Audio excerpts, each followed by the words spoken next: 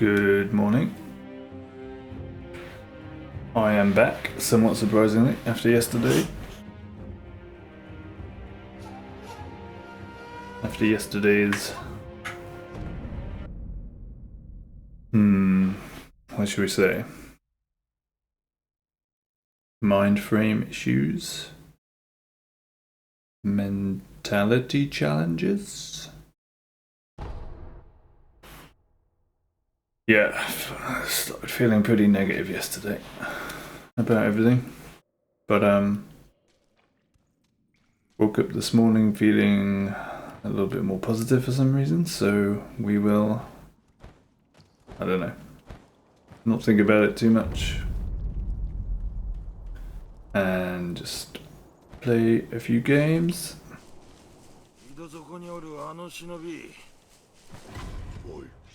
Wake up with some coffee. Try not to let the world get us down. All of that good stuff.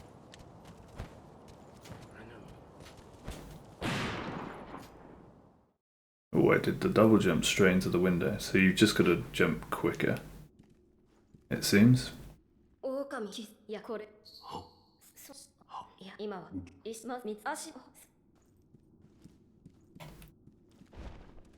Hope everyone's doing well today. Even though it's, oh god. Early, even by my standards at the moment. What are we on? 6:24 AM UK time. Okay. Apparently I'm failing at the first boss, which is this little gap.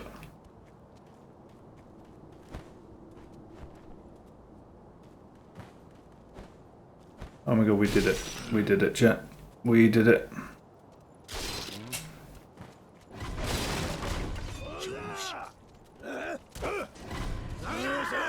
Now what are we going to do about your index finger? Oh my goodness. You know what's happening? I've just noticed my frame rate is choppy. Well, I hesitate to say that because the FPS is still 60 as normal, but my screen is being a bit choppy, and that is because I assume I forgot to change my monitor refresh rate from soft to hard. No, not that.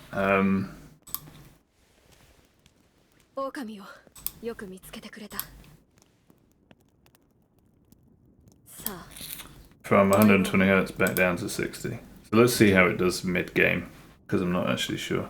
I assume it just works because... Now it should be smooth.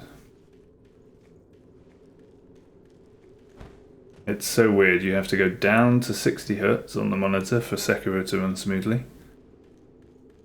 But then if I load DS2 at 60 Hz, it'll run twice as fast as it should.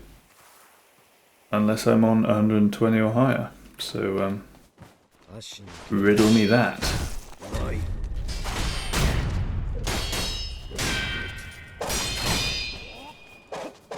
Riddle me that one.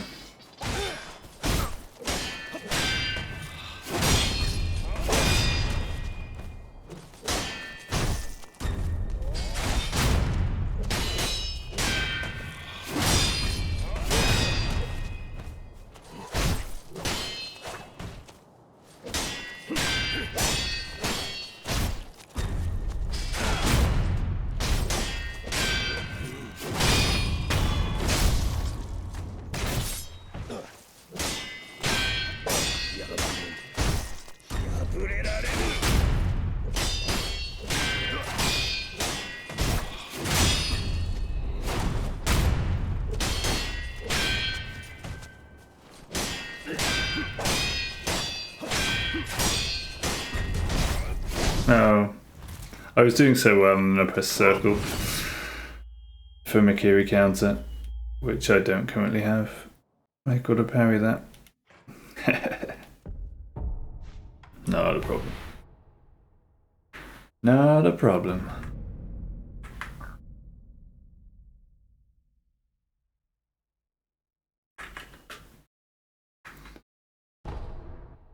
That's what save states are for.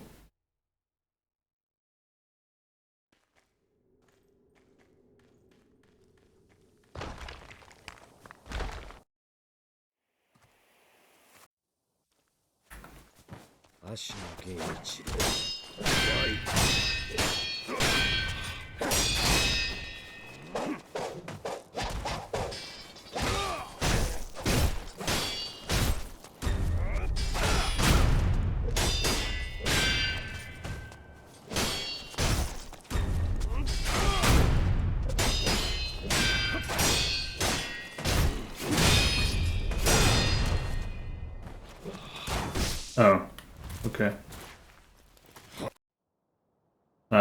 Apparently R1 didn't do anything there.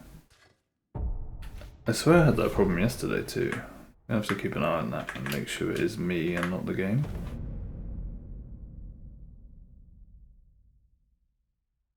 Or the controller, God forbid.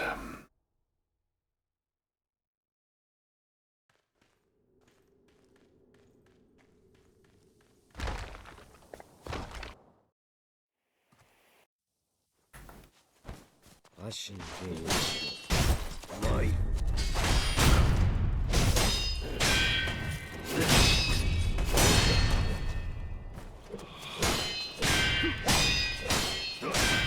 think it's because I was sprinting. Oh, I pressed circle again.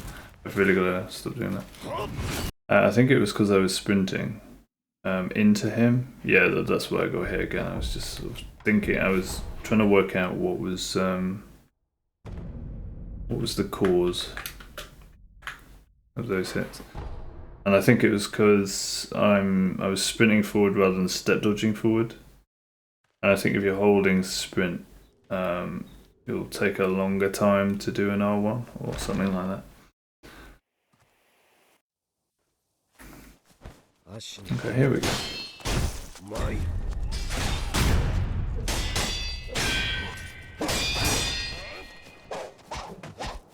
We'll get him this time.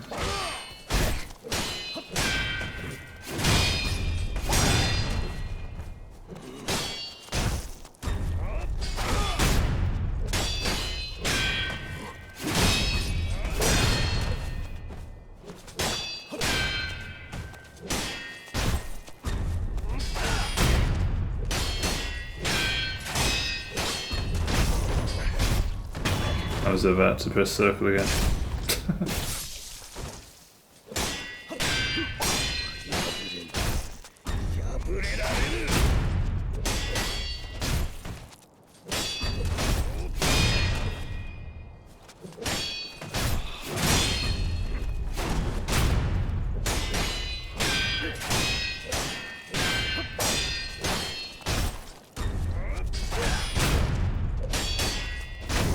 There we go.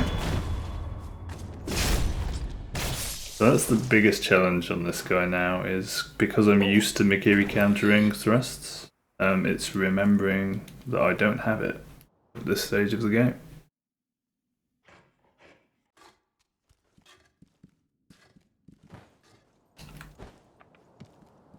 That's the key.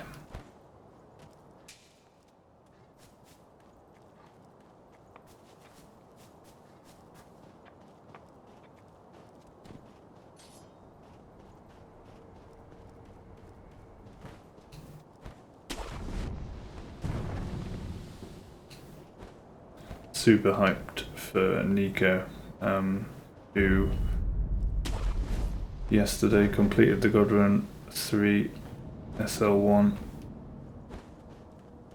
world first. Incredible marathon run. 7 games back to back without leveling, without taking a single hit. Nuts. Absolutely nuts. Took him 2 years. What a beast. What a legend. By Doogly.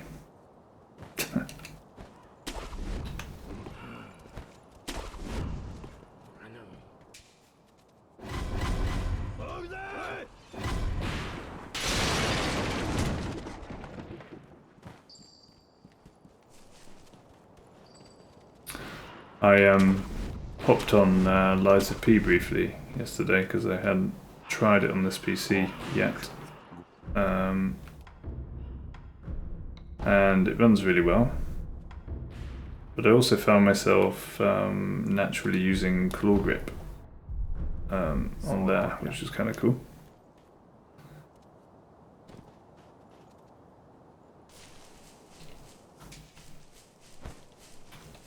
Just got to get used to that feeling of the index finger being part nail, part skin on the circle button.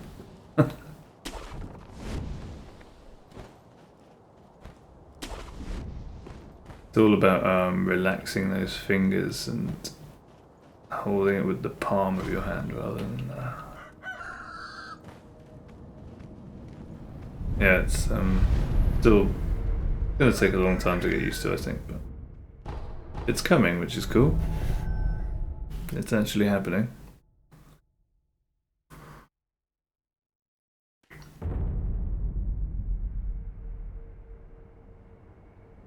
Another thing to get used to is black coffee.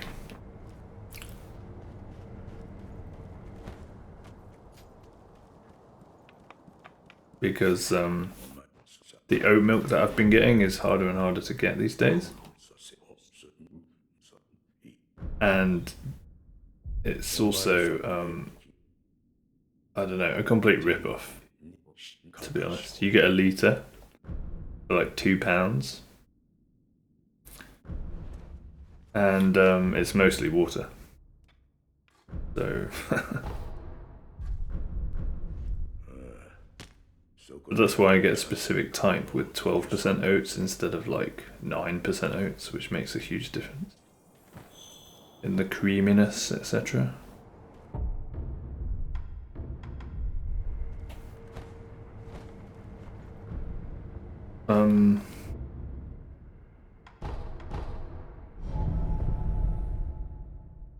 But yeah, I don't think I really need it anymore, so I think it's good to try to get used to not having it.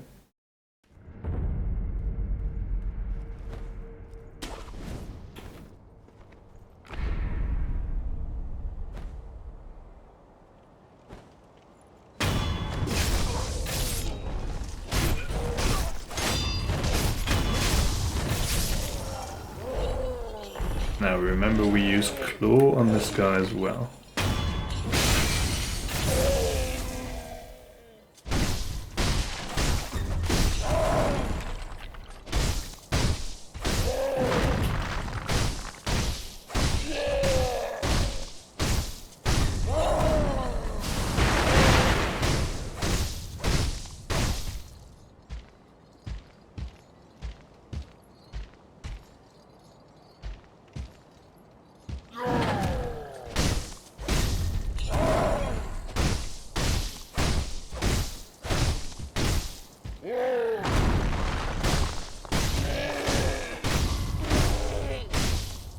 Well done. That was nice and patient.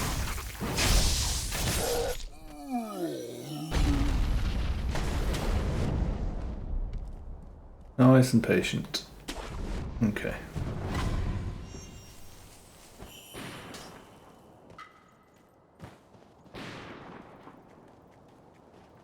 What would we like to see for the ogre?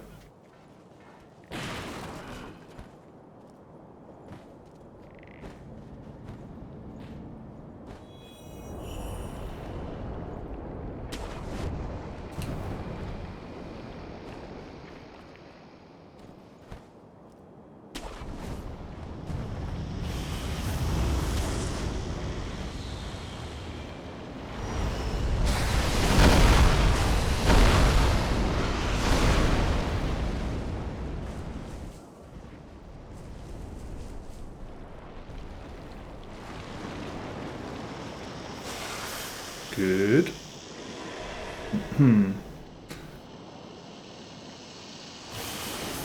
Take this opportunity to quickly turn down Sekiro slightly in OBS.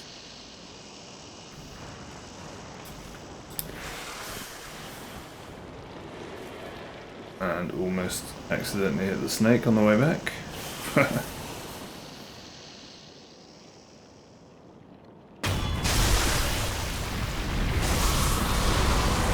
Just into the yellow at the loudest bit of the game, we should be alright there.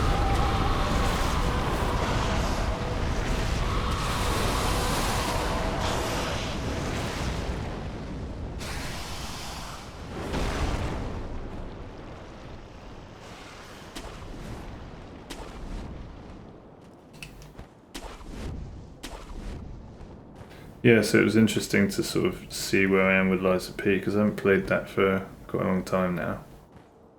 And felt like I was doing things quite differently. I preferred claw grip for a start, and I was free aiming mobs a lot more. I guess like I've been doing since I started Hitless running, so that makes sense. Not as much locking on. You only really need to lock on for the bosses, and then you can relax without claw grip. Like now.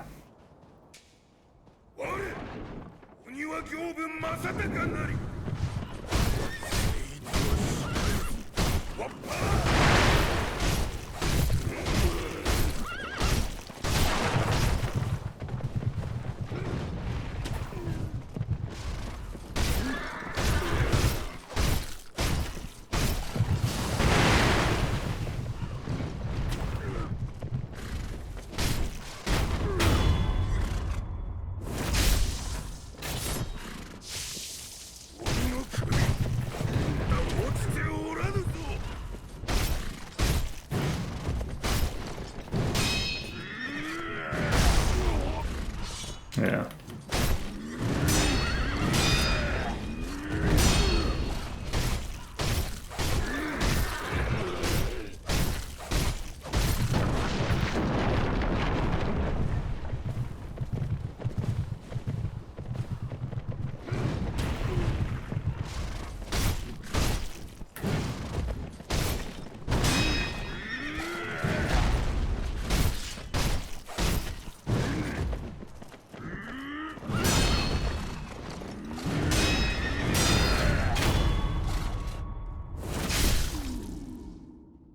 Yeah, so the best way to parry this guy, I think it's just sort of standing there getting ready for it and really paying attention to his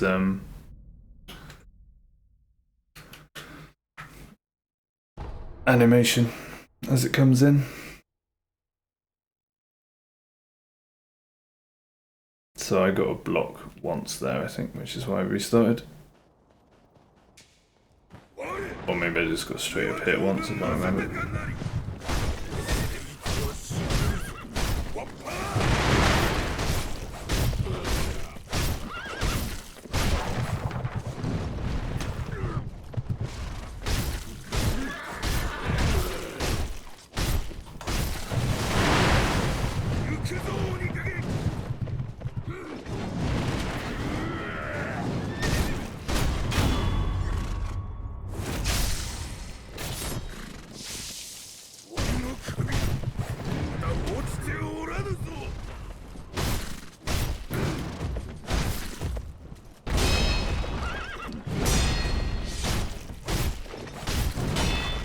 There's a block.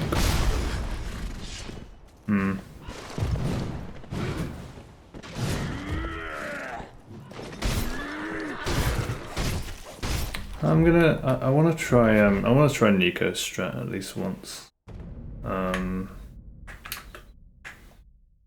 Which is just, I just want to see if I can get it first time. Knowing the fight a bit more, like I do now. Without all this fancy parrying nonsense.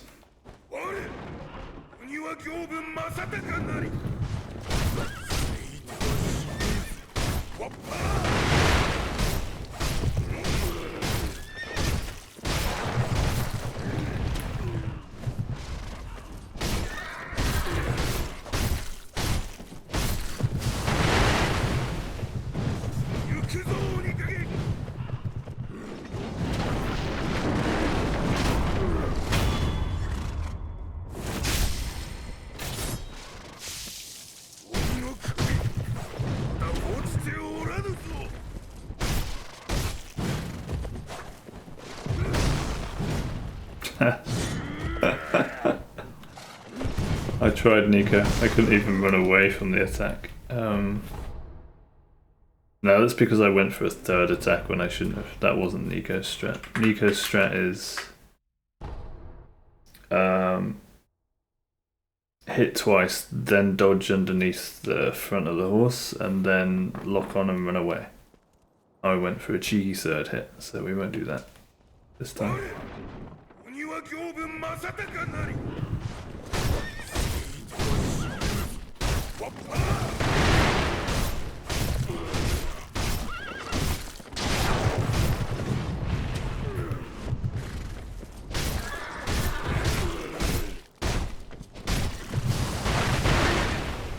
Wow, what, straight into it? Okay. That was a very quick killing blow.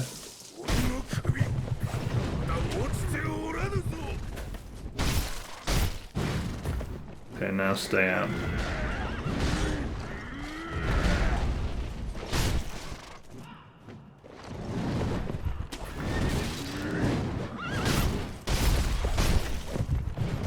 Takes a lot longer like this, but it's a lot safer. In theory.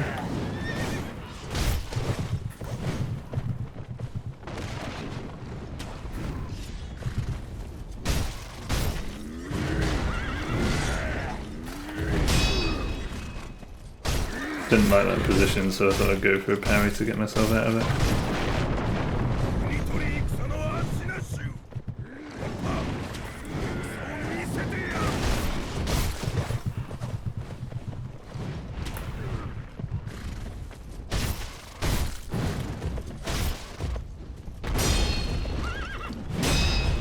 I'm sorry, Nico, I've got a parry.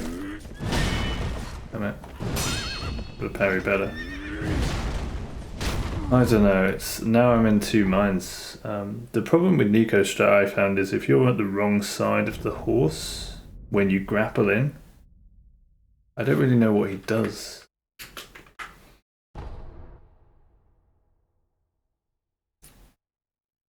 But I know in my mind that Gyobu is actually needs more practice now than Ishin and Junichiro and even the ape maybe.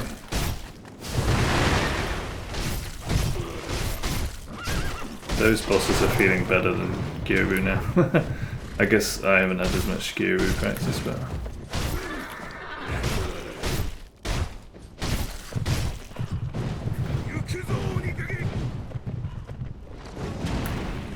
I think just stick to what you're doing, just parry. Seem to get hit just as much trying Nico's strat, so. And my strat is, well, if I do it properly,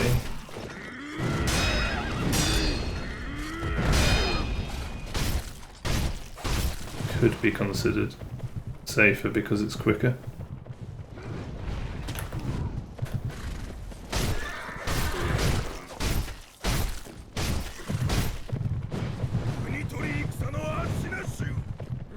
Fight should end quicker doing it the way I'm doing it. Obviously means you've got less chance to get hit.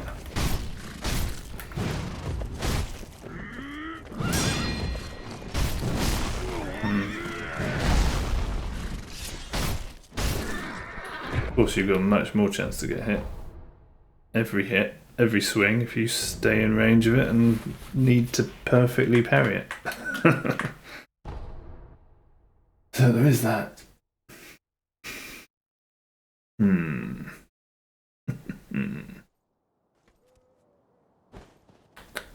Decisions.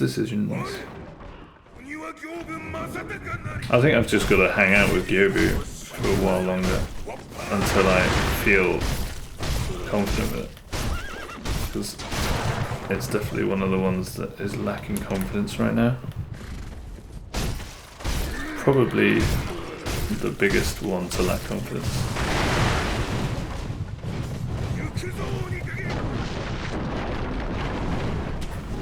That doesn't make sense. Probably the one I lack confidence with the most.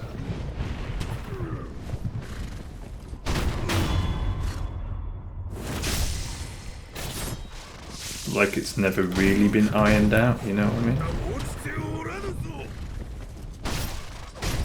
There are still lots of question marks like that. It's the when you get weird camera angles. I think I've just got to spend some time parrying him again. Different camera angles, different angles of approach, different swing timings as a result, you know. Different positions, getting him up against the wall, different sides of the horse.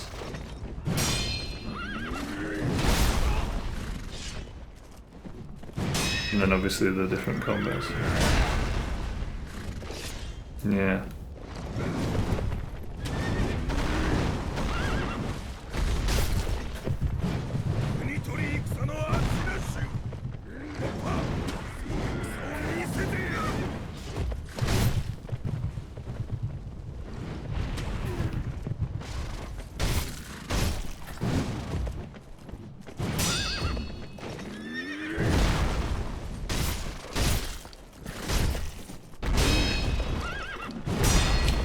Somehow I parried, but I just hate that situation where you just can't see anything.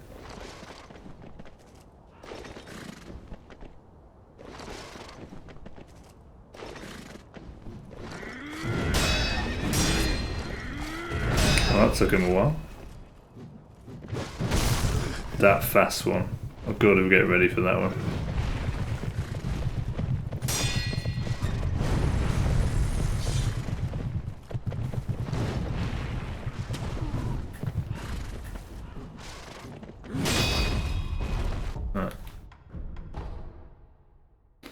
Okay.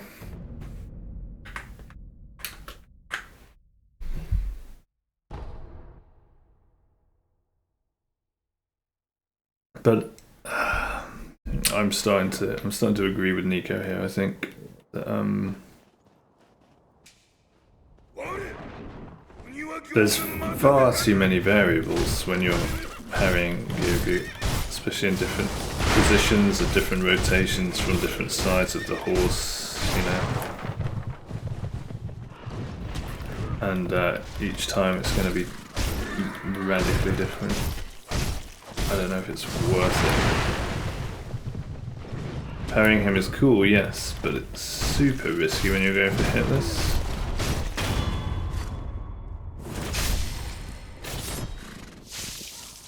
Maybe we try a quick dino attempt again. Hit dodge.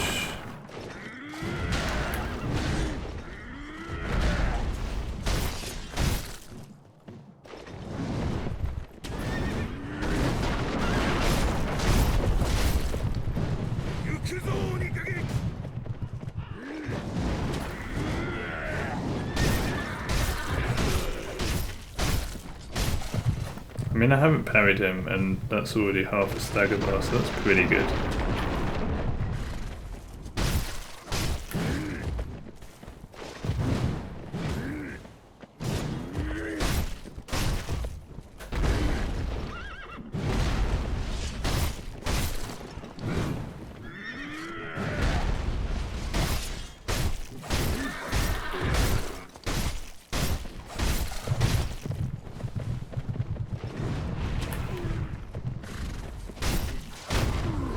Okay.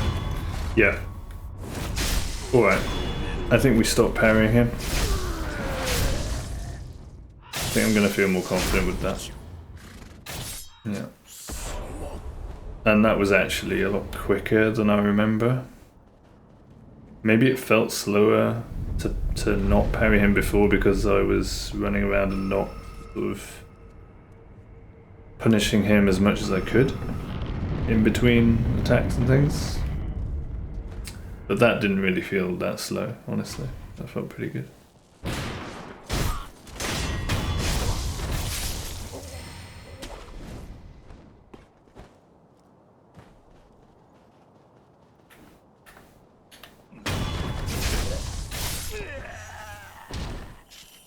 So yeah, that's feeling good. Shout out Nico for the careful Gyobu strat.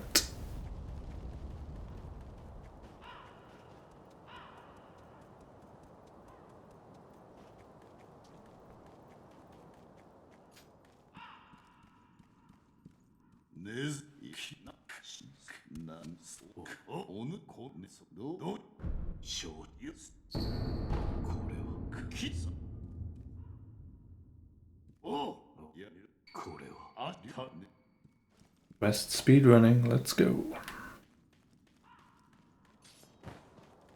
Already done it.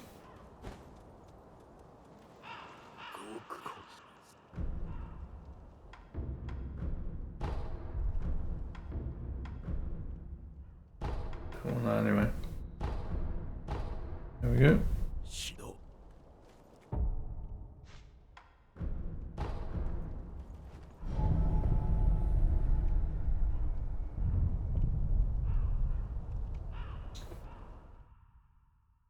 So I've got a title back in the stream, a question back in the stream title today.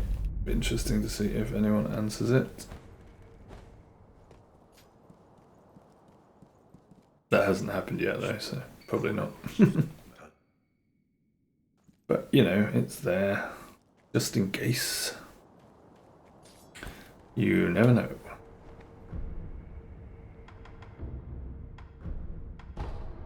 Mercury counter. Nice.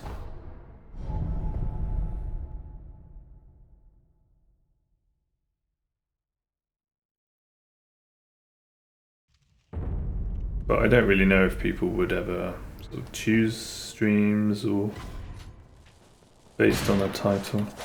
Probably more the category and amount of people watching, right? So niche category and 0 viewers. Bodes well, right? Bodes well.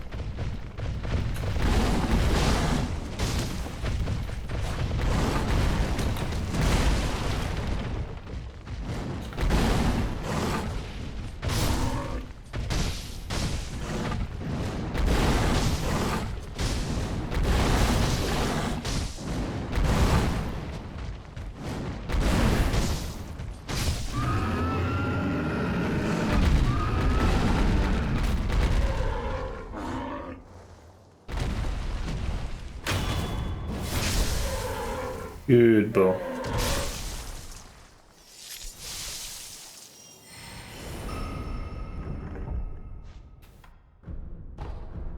Very clean.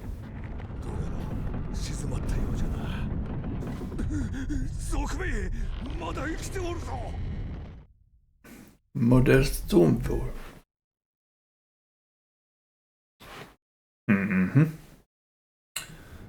Genau richtig.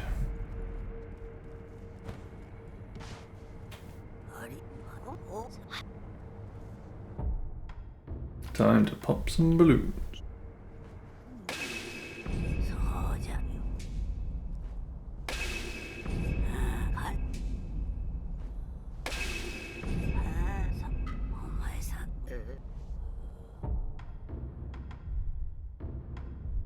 What does that one do again?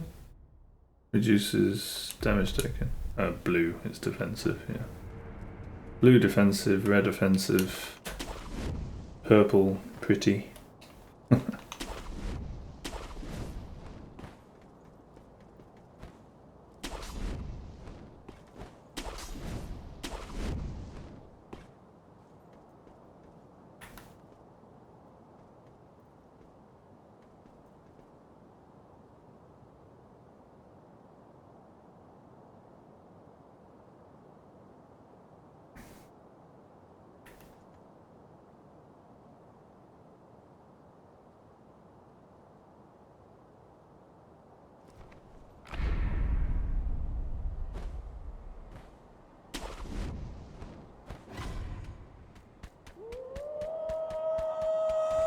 He's on me, so I'm not sure that worked properly. Is the timing really that tight for that section? Maybe it is. Maybe I have to do the sugar before...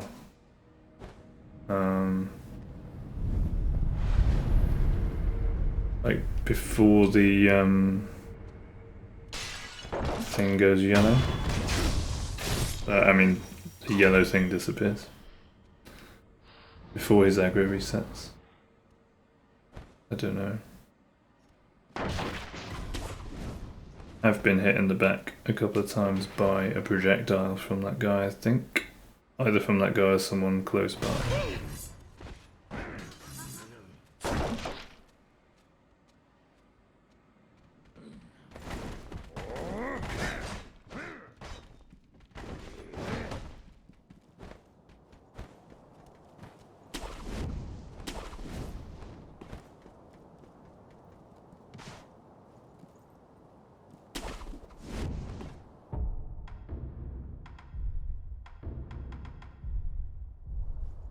Nice.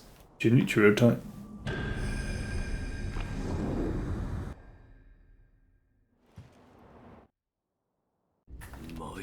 Moid.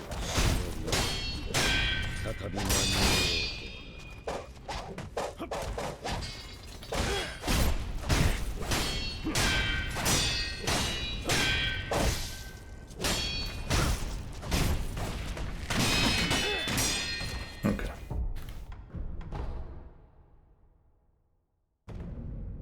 It's the classic expecting something to happen, then it doesn't happen.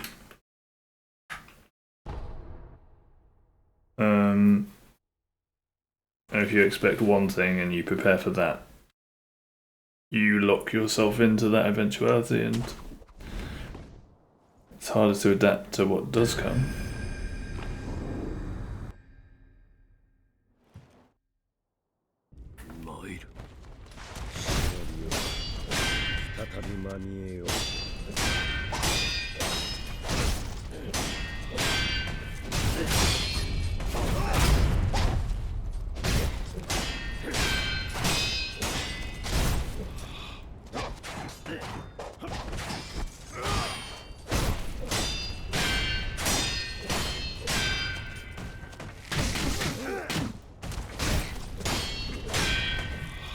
Let's just carry on.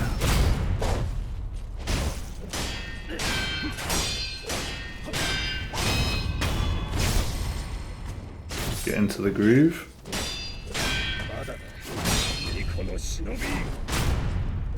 Try not to get frustrated.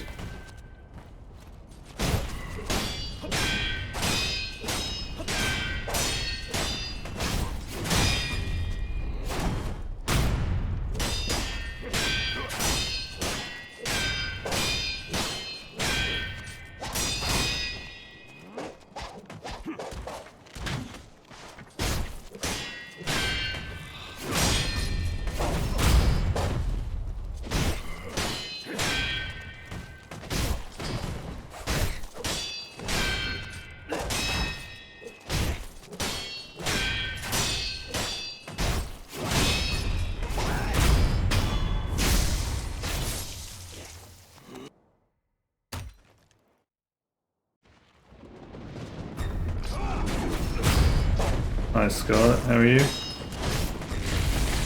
If you're here to get me into Discord, I'm not interested. Otherwise, please stick around.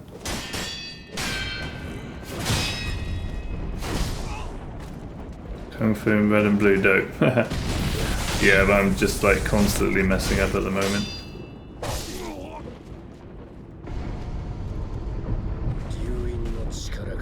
Yeah, it also looks like two fishes being clapped together, don't you think?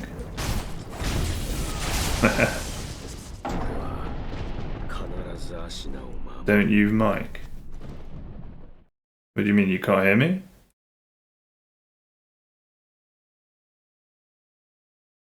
You should be able to hear me.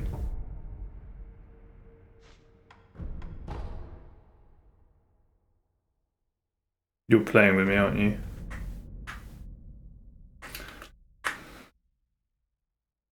I mean, I could shout into it louder, but it is pretty loud already. Yeah, you guessed correctly. Maybe you should turn your sound up.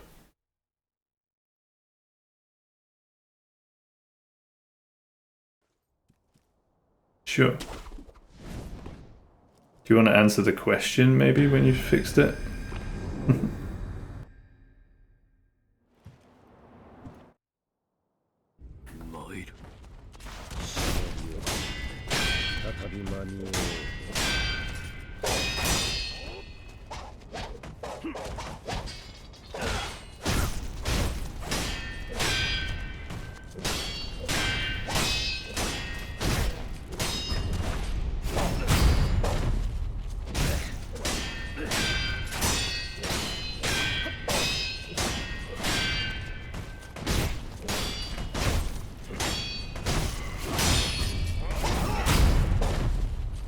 No worries, man. How are you doing?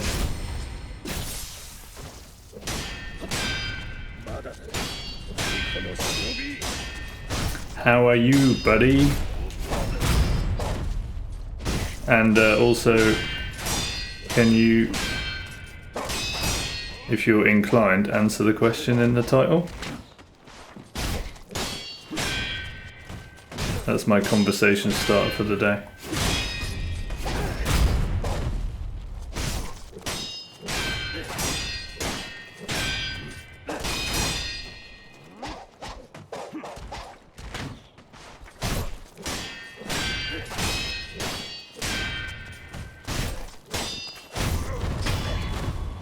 Indeed.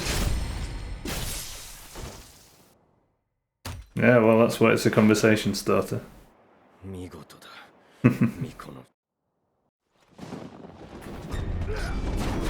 Get you thinking. Oh my goodness.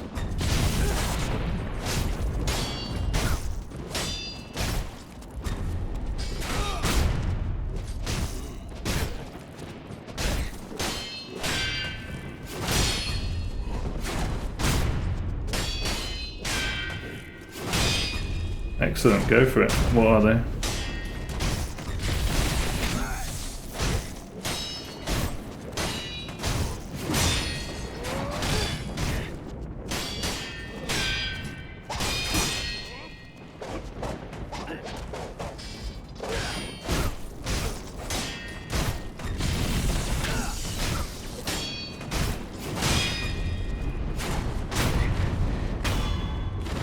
Excellent.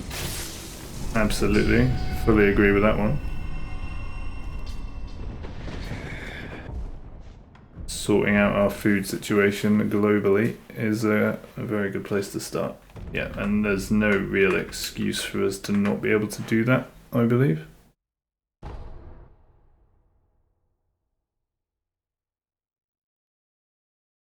You want to earn so much that you can do that. Yeah. But do we really need money to do that? Or do we just need a good food distribution system?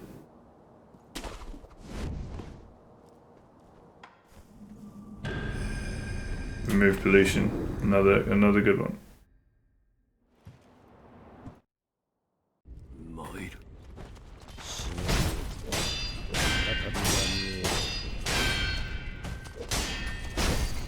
Well, we can't eat money, can we?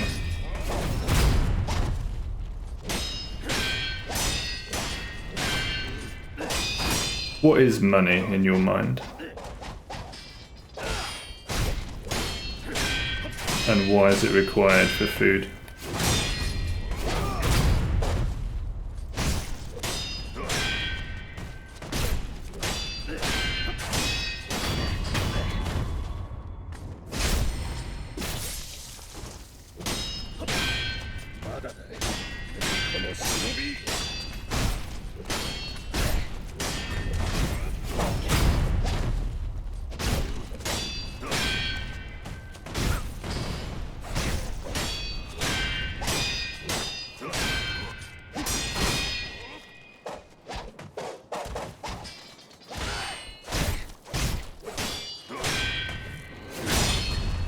Yeah, new technologies to remove pollution. Excellent, yeah. Absolutely, we should be looking into that as well.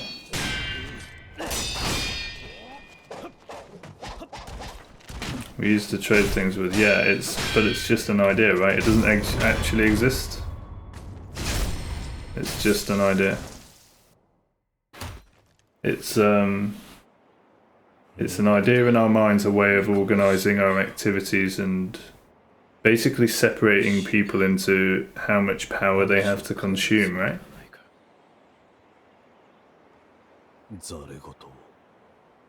Yeah, so the question is, how do we work together to feed everybody in the world without relying on money? Do you think that's possible?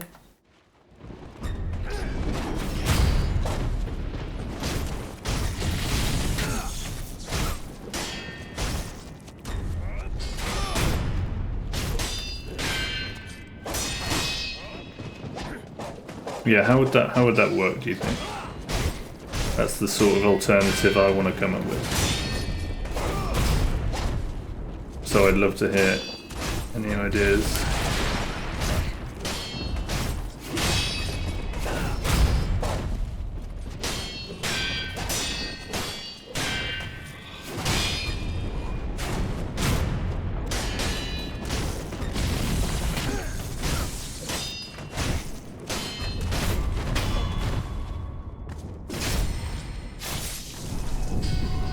Because money, the fact that money exists,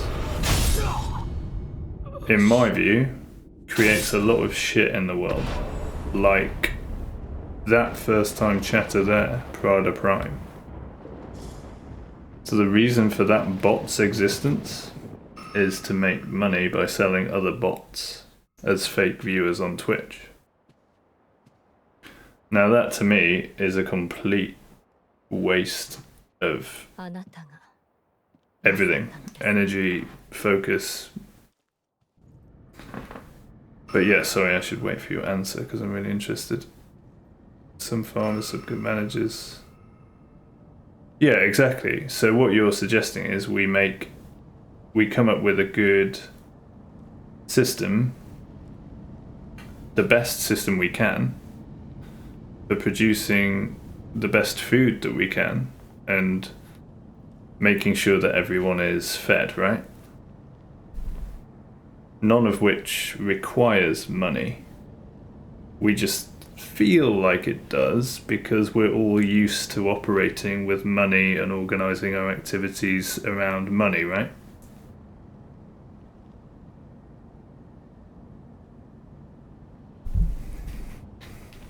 This fucking bots, yeah, I know, right? I've stopped like banning them and stuff because they just create new ones in the next minute, you know, there's nothing you can do really.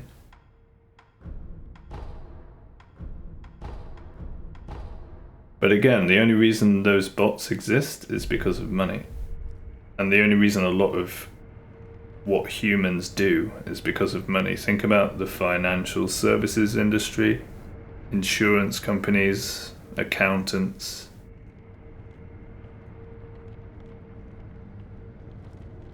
Exactly, right? No one needs money, that's the point. And when you realize that nobody needs money and you recognize all the damage that money does in the world, well, are humans greedy though? Or is human greed more prevalent because of the monetary system?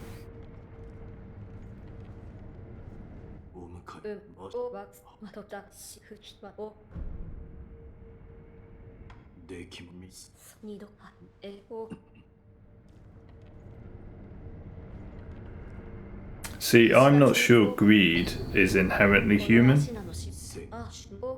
It might be in the sense of, in the wild, if we're all hungry, you know, back in primitive times, we'd need to hoard enough stuff to feel comfortable. You can't grow it, so you got to buy it. Yeah, exactly.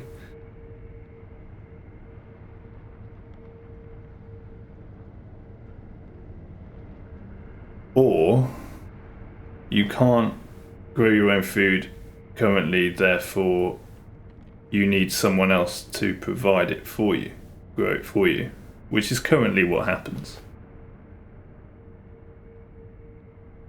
That's a fucking loop. What do you mean? Tell me.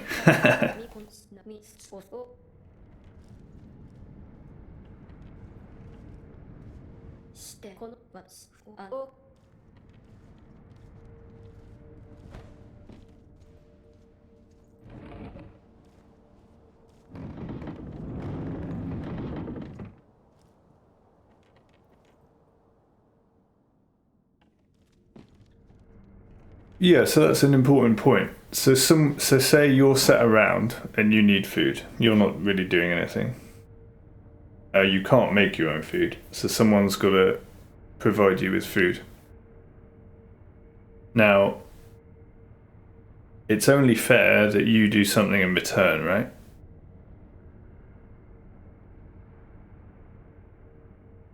In our world, we use money for that. But there are lots of problems with money, so I'm looking for alternatives to money. And an alternative I come up with, or I always go back to, is in a world without money, we could organise it differently such that everyone gets to do what they want to do, what they're passionate about, what they're interested in. Unlimited opportunity, right? Anyone can do anything. And we organise it in a way that, you know, you can do whatever you want, and you're encouraged to do whatever you want, and you're free to do whatever you want, as long as it, you know, is beneficial in some way to yourself and others and isn't damaging. Okay, what's your loop? Someone buys something from you. You use the money to buy food. Money goes to farmers. Farmers buy things with that money. Money comes back to you. Loop. Yeah. The problem is, we have so much focus on the money as like the end in itself. Sadly, we can't do it. Not we. What do you mean?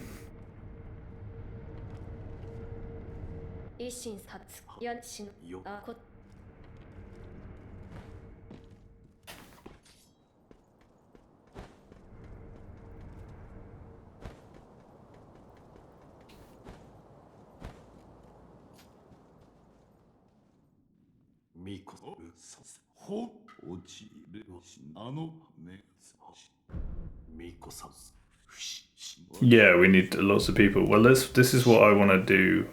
This is what I'm trying to do. It may sound stupid. Yeah, exactly. It may sound stupid, but like you're the first person that's actually come in here and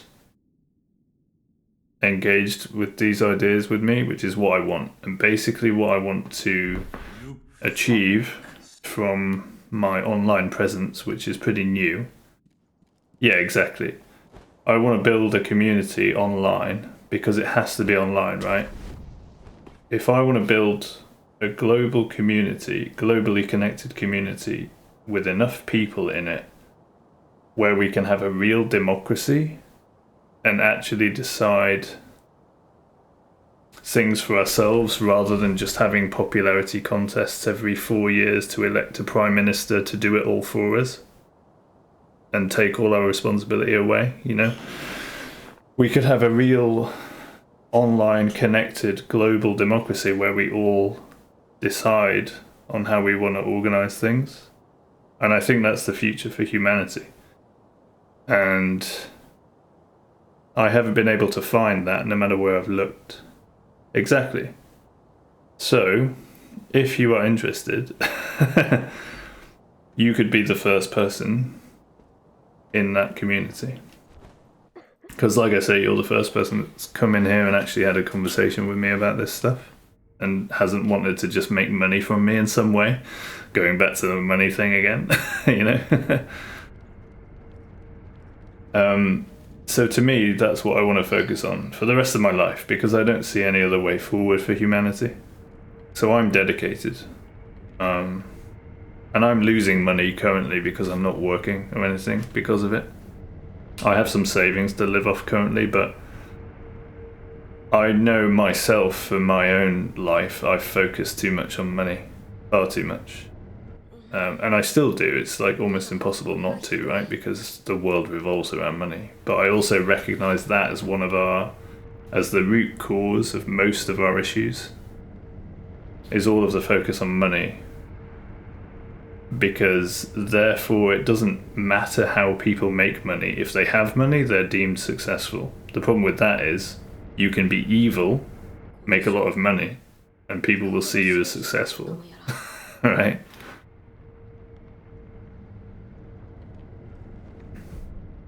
Absolutely, we need to make the stream attractive, which is why I've put a title with a question in it to try to, I don't know, stand out a bit. Like, I'm not just another streamer who plays games and wants to be entertaining, because there are thousands of streamers trying to do that, right? I actually want to... I'm playing games at the moment just because it's some content to have on screen, and I like the challenge running. Like trying these games hitless and stuff. But really what I want to do eventually is put the games aside and have the main content of the stream being democratic discussion with a globally connected, human population that actually decides how we're going to organize ourselves. Oh, thanks, man. Appreciate that.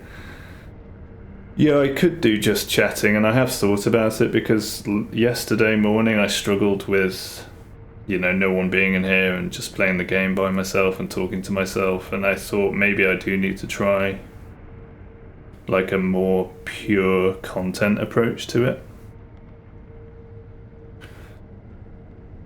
I guess, yeah, I have to face some personal fears, like getting a camera and getting on camera and getting used to being on camera and stuff like that before I can do the just chatting stuff. That's how it feels. So I thought I would start step by step, try to make game quality look good, try to make sound quality good.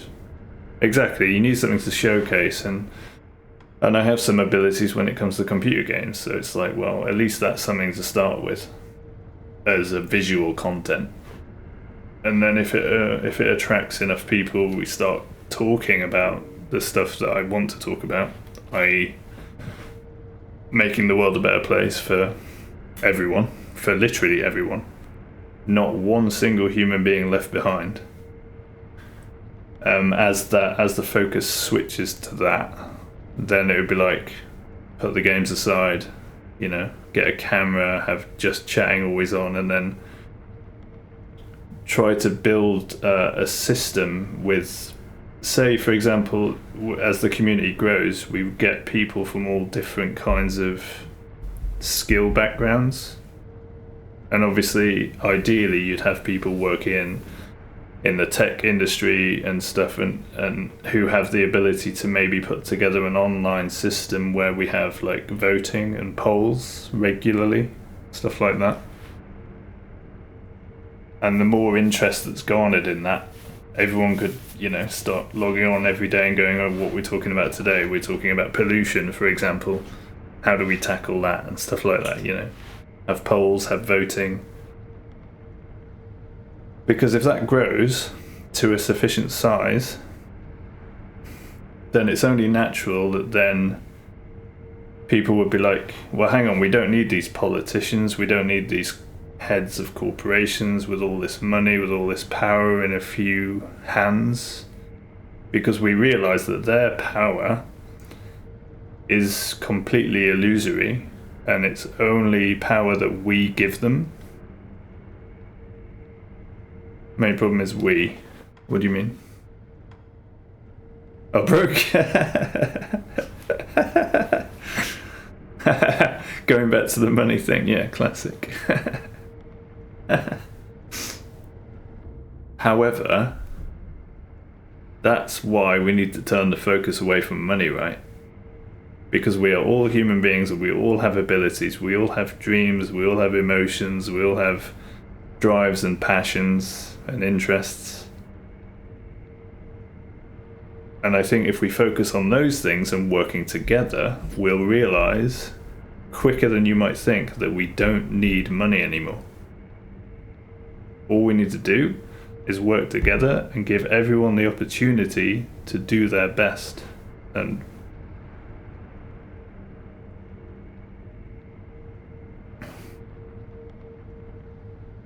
some really, really nice people. Well, my faith in humanity is that most people, the vast majority of people, are good people, and they would want to live in a world like that, and one where it isn't, revolving around money all the time, and where they can feel connected with their fellow human beings and actually working towards achieving something meaningful and having a joyful, fulfilling life at the same time. So I really want to focus on that and challenge the fact that money exists, because it needn't. We don't need money. Oh, I'm in it for the long haul. It's going to take, I don't know how long it's going to take, but I think it's best not to think about how long it's going to take and just do it step by step. And I was thinking to myself, the first step is I just need one person to come in here, be interested enough in what I'm doing, and then you've got a community started, right? Well, this is it. This is why I invite criticism as well, which is why I start with asking questions. If someone comes in here and they're all negative and says, you're stupid, money's always going to exist, then we can ask questions. It's like, well, why would money always exist? Do we need something that doesn't exist to exist in order to organize ourselves, etc.? Start challenging that viewpoint and invite them to think about it more, because the more minds you change, then those people could then think about it more and go and talk to other people and invite them, and it can have a snowball effect. Bring them back to reality. Exactly. And money isn't reality. Like you said, it's paper. It's not even paper these days. It's just numbers next to your name. You have a bank account, you have a number next to your name, and that number shows how much power you have to consume. And that's it. Like paper, exactly.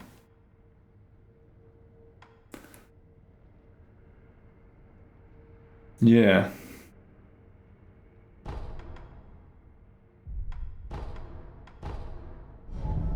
So that's what I'm here to try to do. And welcome in. Like I say, you're the first person that seemingly come in here without an ulterior motive to make money from me or something, and actually have a real conversation. So, congrats.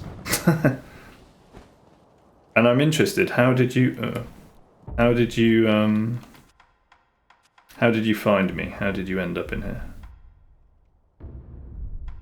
Because that's a good thing to consider, isn't it? How people find their way into this stream.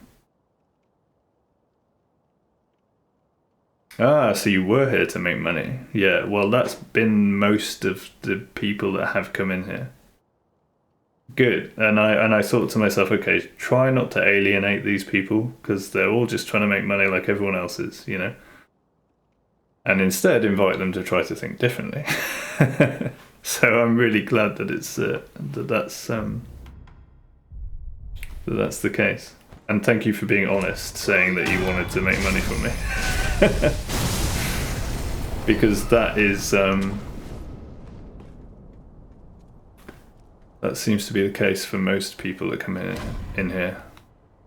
And for most new streamers, I imagine, they'll get most people coming in here seeing them as a target, Yeah, exactly. So I'm really glad, if you're being truthful, I'm really glad that you're actually thinking about this and you're no longer thinking about trying to sell me something, and you might actually come back and try to make a community. Because how good would your life be if you didn't wake up every morning thinking, shit, I've got to try to sell some digital products to new streamers to try to make money so that I can buy food for myself, and instead think, what do I want to do today? What do I want to get involved in? Opportunities are endless. I could do anything to help myself and humanity. How exciting would that be? And knowing that you're going to get what you need to survive. Because the first thing we agree on in this new community is everyone gets fed, everyone gets a place to live, everyone gets clean water. Yeah, and we start there. And once that's dealt with, we move up.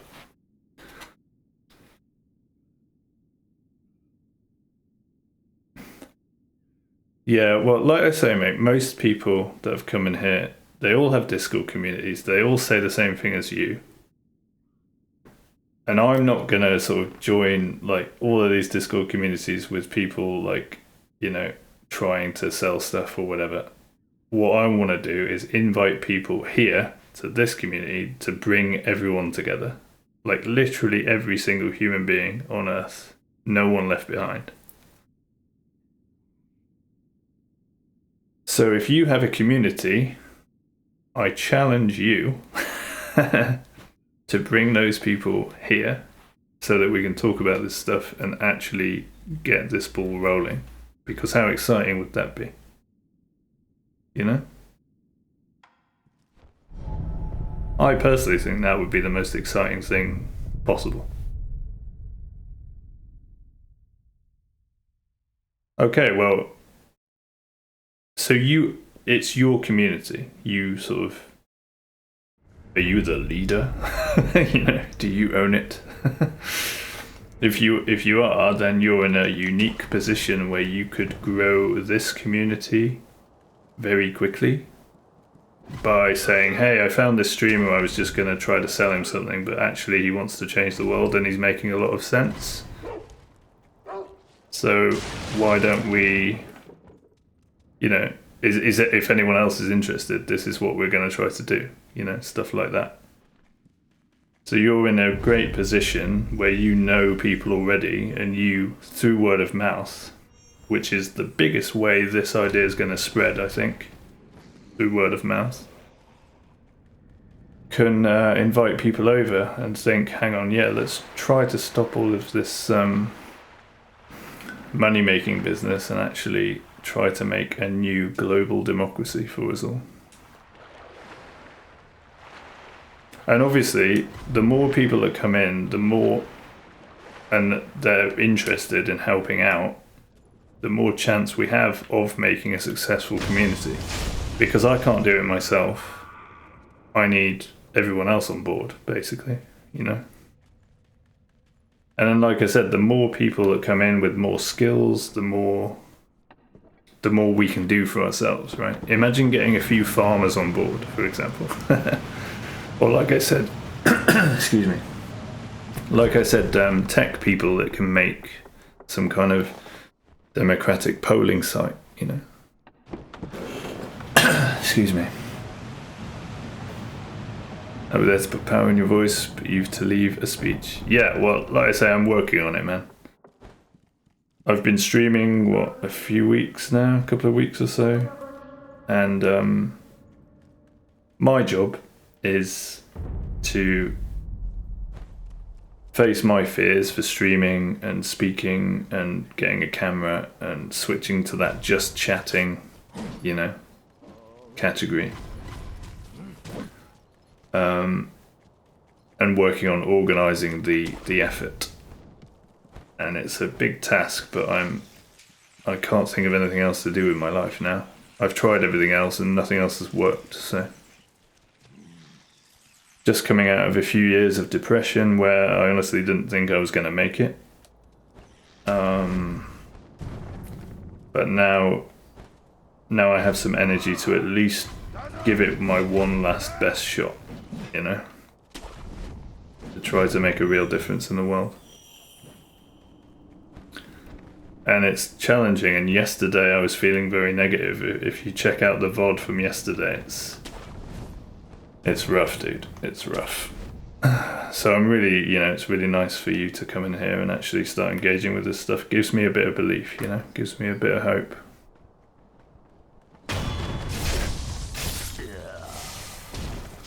because, you know, we are up against it, but at the same time, like,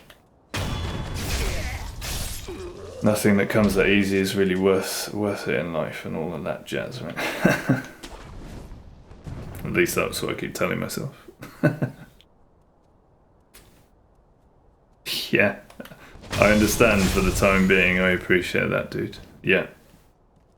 Obviously, for a while, it's going to be a balancing act between surviving, you know, having enough money to survive, and then putting all of your excess energy into trying to make a difference. So, yeah, I get it, dude. If you need to head off and try to make some cash, I understand completely. And, but the main thing is you've come in here, you've engaged with these ideas. It may have perked some interest, maybe given you a bit of hope for humanity. And if you can spread that, get more people in here, you know, we get the ball rolling. So you're in a good position. You're the first person to have actually not just disappeared as soon as I said, if you're here to make money, you know, I'm not interested, this is what I want to do. I've said that to a couple of people before and they've just disappeared, you know. Probably because they're like, no, I need money. But you seem like you've got a good head on your shoulders, thinking outside the box a bit more, and we need more of that in the world for sure.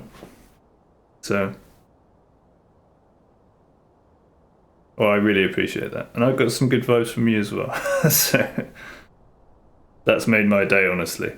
That's made my day, dude.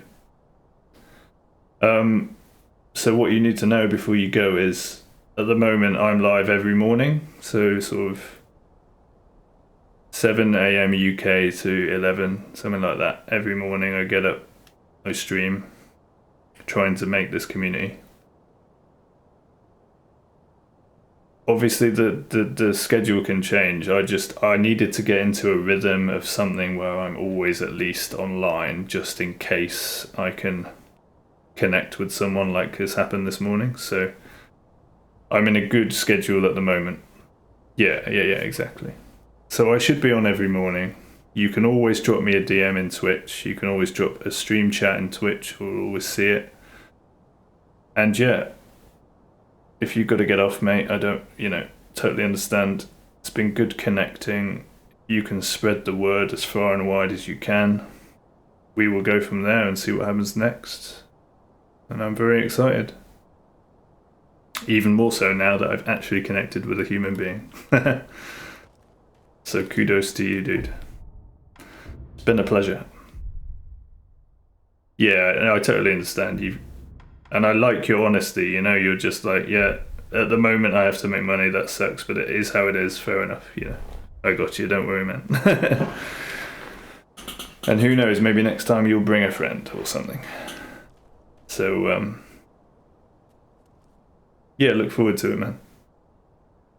All the best to you, buddy. And, yeah, excited to speak more. Take care, have a great day, dude.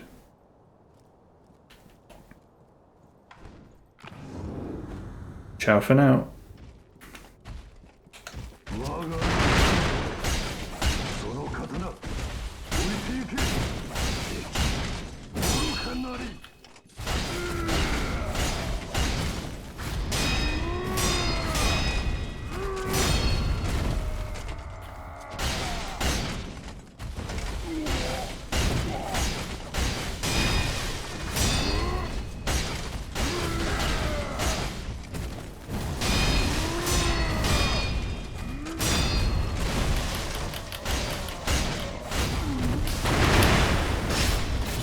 And look at that, we have a good conversation with a human being, and then we've one-shot a boss.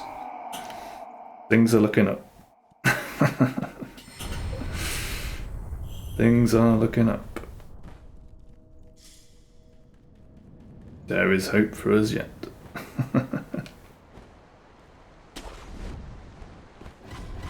Good vibes.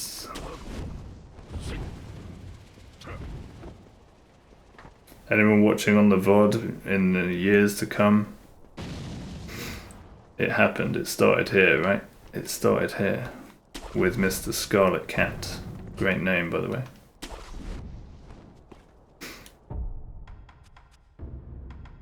Who is now sadly gone because he needs to make money.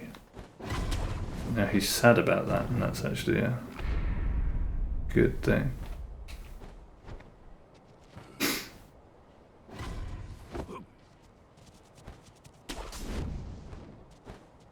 Let's see what comes next.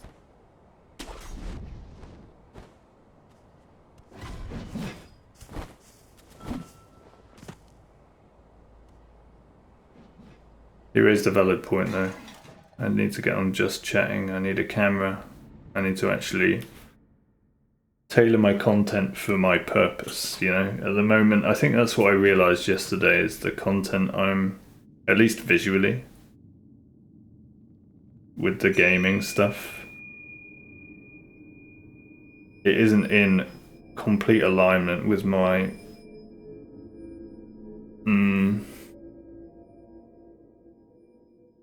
with my project, I suppose. And I guess I started feeling that yesterday. I need to bring that alignment into effect. So what you see on stream and what's going on stream is aligned with that. My goodness.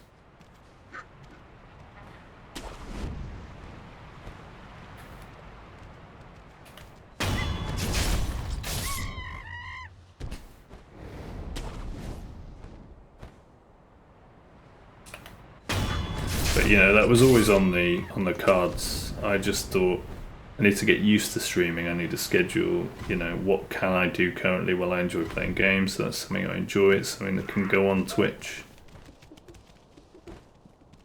So, you know, it seemed like a good place to start, but already it's feeling like I need to update that.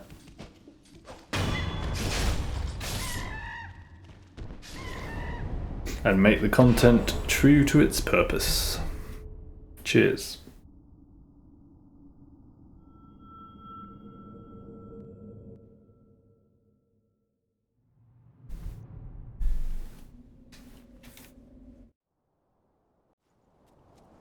And I did think to myself, well, you know, the people that are coming here trying to make money, the Discord fishermen, etc., as I call them, they're human beings too, right? And I need to connect with every human being.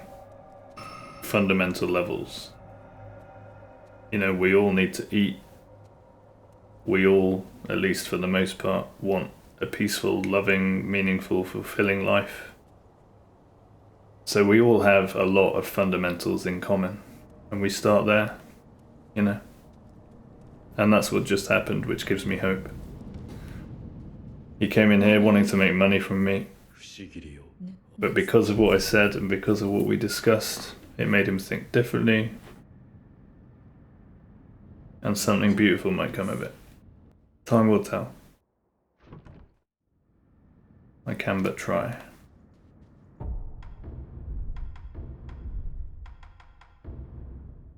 I can but try.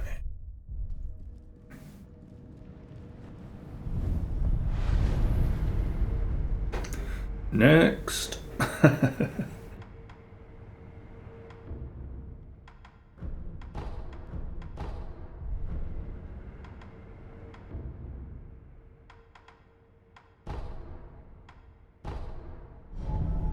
Lovely, good stuff. Gives me hope.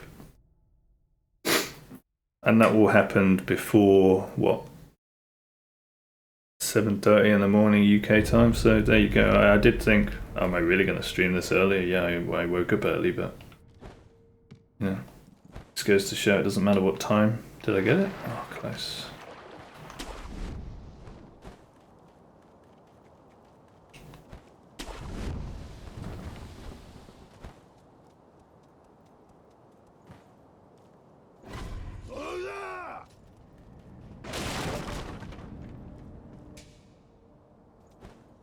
It did the ledge hang thing.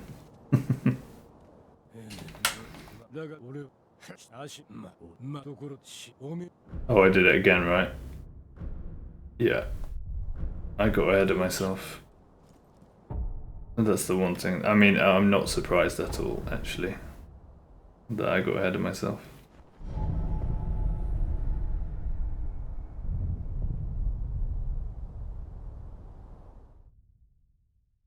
Did I even do the dungeon?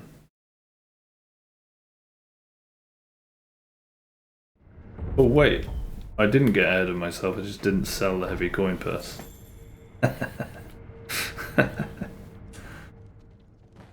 But I mean, obviously, my mind is on the community and people now, and less on the game. But that's a good thing. Got to get myself a camera and a nice setup so we can actually make this Twitch stream a nice place for people to come and form a democratic, globally connected humanity that takes us forward into where we need to go, because we need to get away from the money thing. It's only causing more damage than it is good at this stage. So, and I'm happy to hear criticism to that, obviously. I need to, because who knows, maybe I'm completely wrong, but at the same time,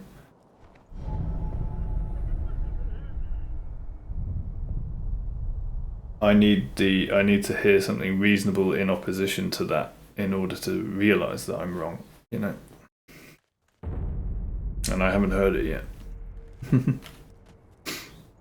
Right, I'm gonna leave you with this beautiful backdrop while I quickly AFK. I will be right back.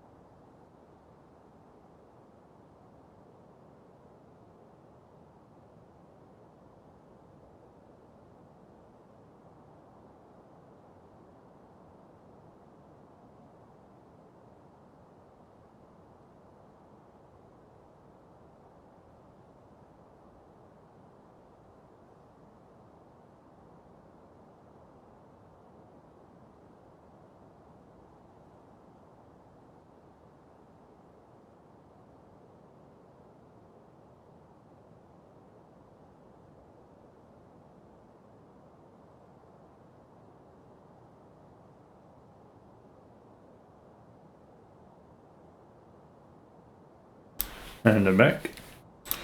And I was just thinking to myself, I guess the reason I've been playing games is for something to do while trying to build a community, right?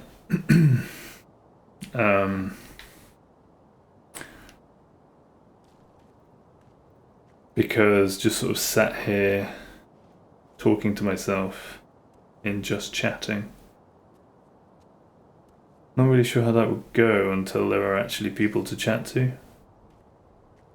But maybe if I tried that, I would get more people to chat to. I don't know yet.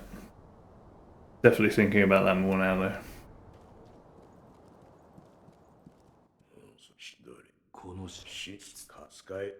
Yeah. Good.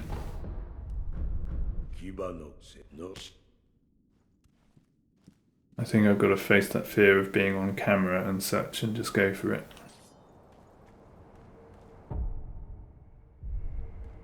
That's probably what I need to do.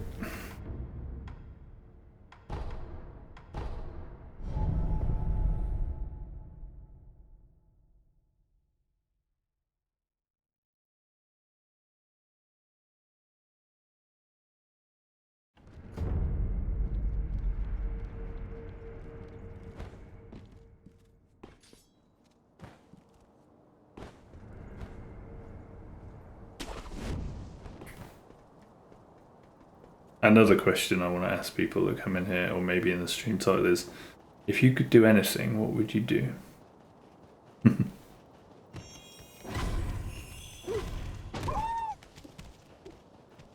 I should have asked Scarlett if he actually wants to be selling logos to new Twitch streamers to try to make money, or if he has other hopes, dreams, aspirations. Because really a new society that's not built around money would be built around, you know, passion, interest, skill. So basically everyone ends up doing what they want to do, and everyone ends up benefiting from that. You know?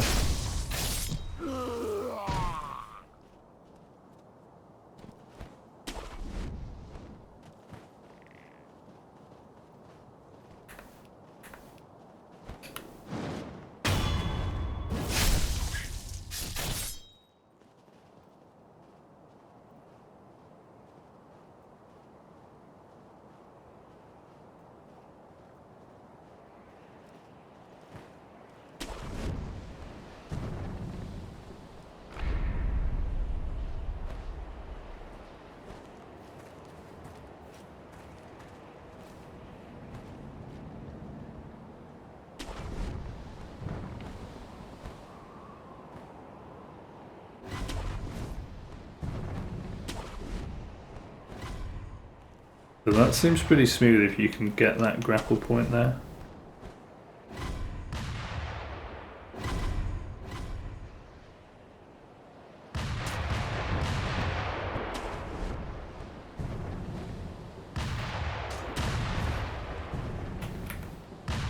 Okay. That seemed pretty clean. That was good.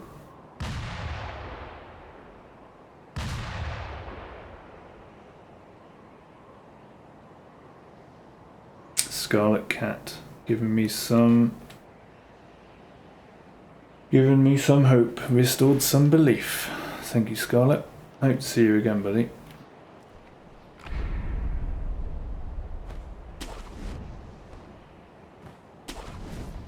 But if not, at least it's something, yeah.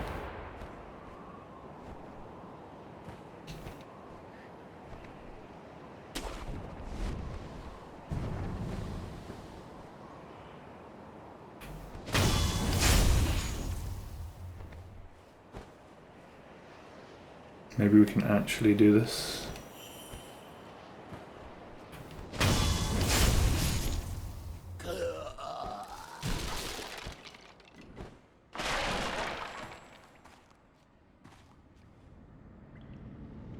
Maybe we can actually do this.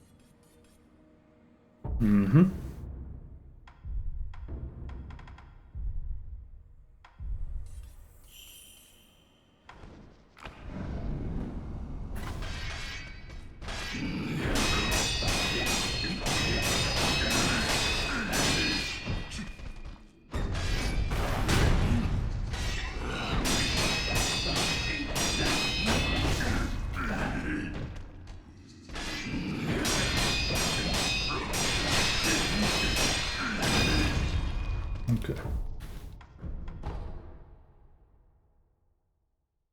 Doesn't matter that I effed up.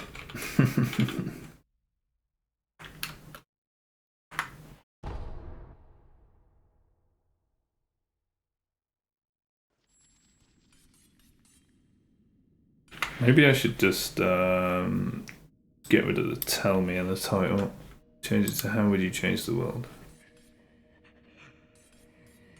Yeah, let's try that. Let's try that one.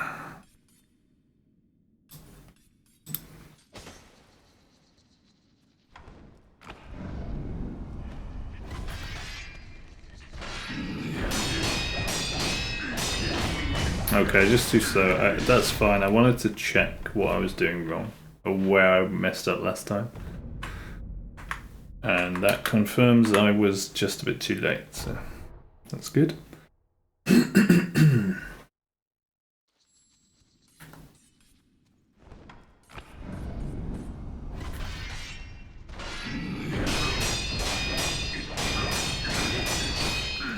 Better.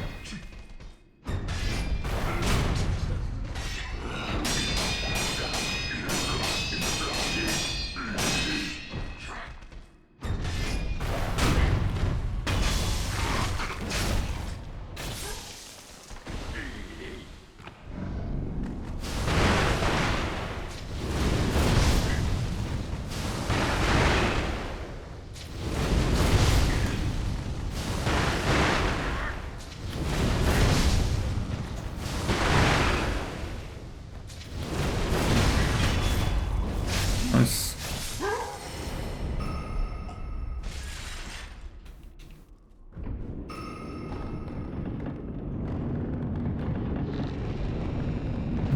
Nice.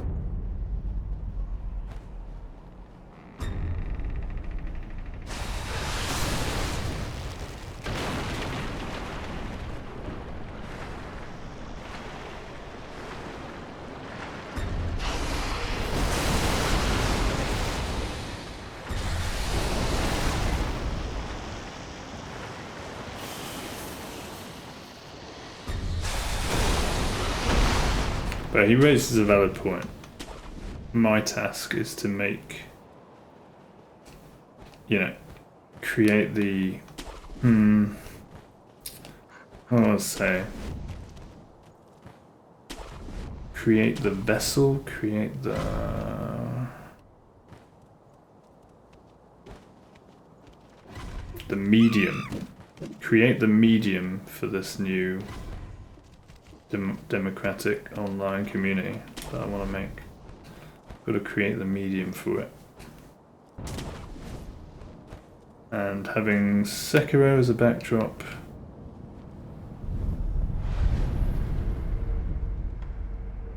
is probably not quite what it should be.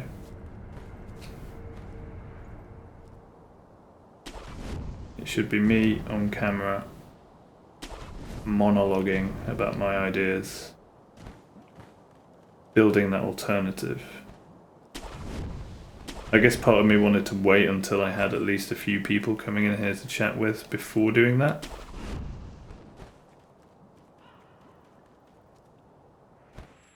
Or before focusing on that.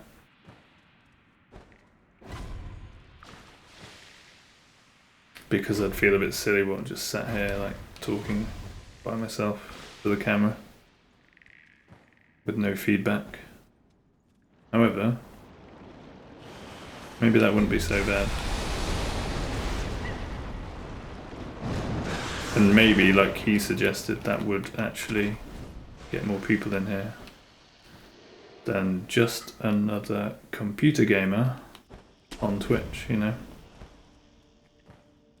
But I mean, that's why I've changed the title of the stream to thought-provoking questions like, how would you change the world, To try to invite those people in.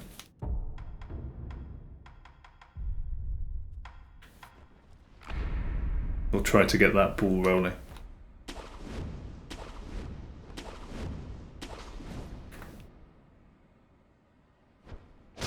Oh my goodness, dude.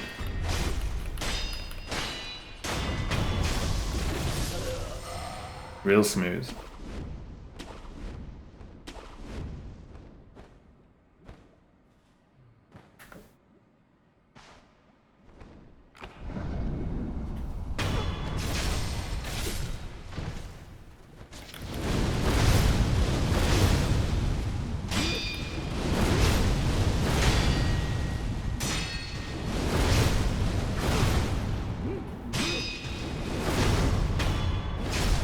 Clean. Love to see it.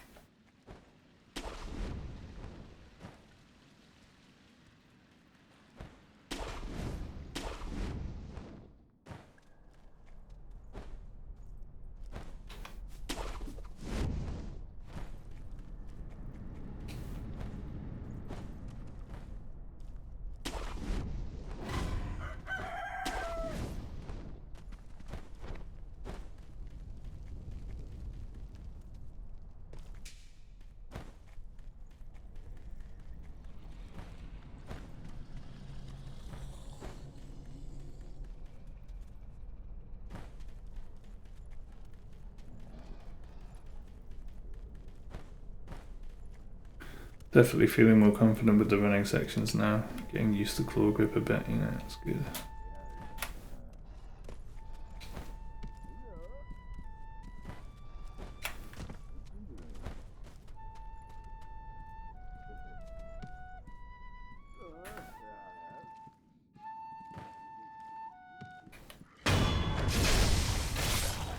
I don't know what changes that. Whether you get an air, mid-air death blow or not, I don't know.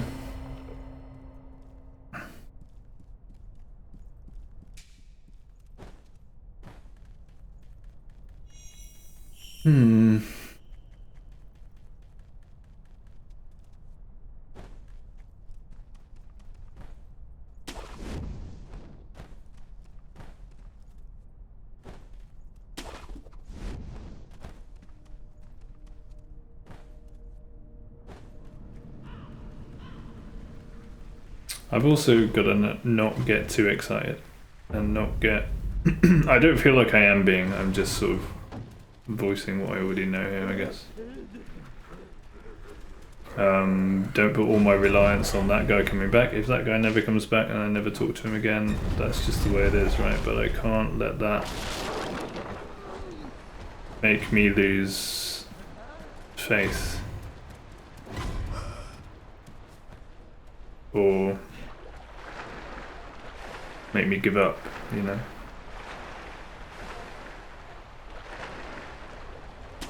Because there might be someone else that comes along and does stick around, you know?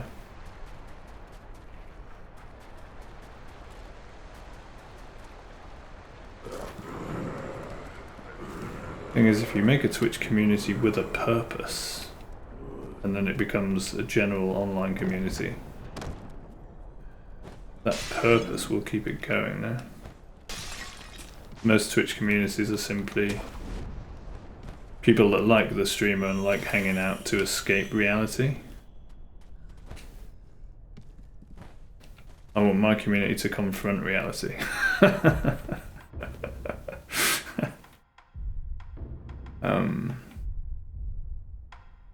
Slightly different tack, you know?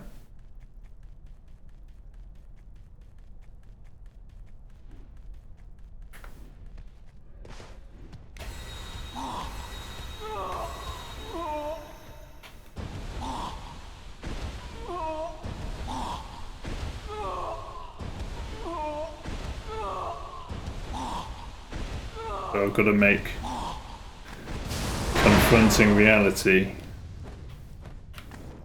attractive. Good luck, dude. No, I mean, it really should be attractive though, because then everyone's, you know, everyone's in the same boat, everyone's actually connected with reality. You know, surely that is motivation enough. Because that's a much better world to live in. As long as there's hope. Hope for a tendency towards heaven on earth rather than hell on earth. And you know, the religious ideas of heaven and hell, I only really like thinking about them in terms of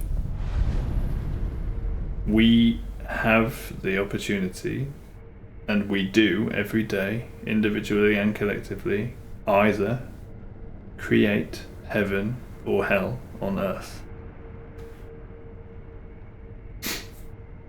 You know, we can tend towards the Nazi ideals of like eugenics and all of that horrific way forward. The evil, we can connect with the evil, or we can connect with the good. You know, where we look after each other, we all benefit from each other, and that to me just sounds way better for everyone. And money is a big barrier to that. It just is, like, whichever way you look at it.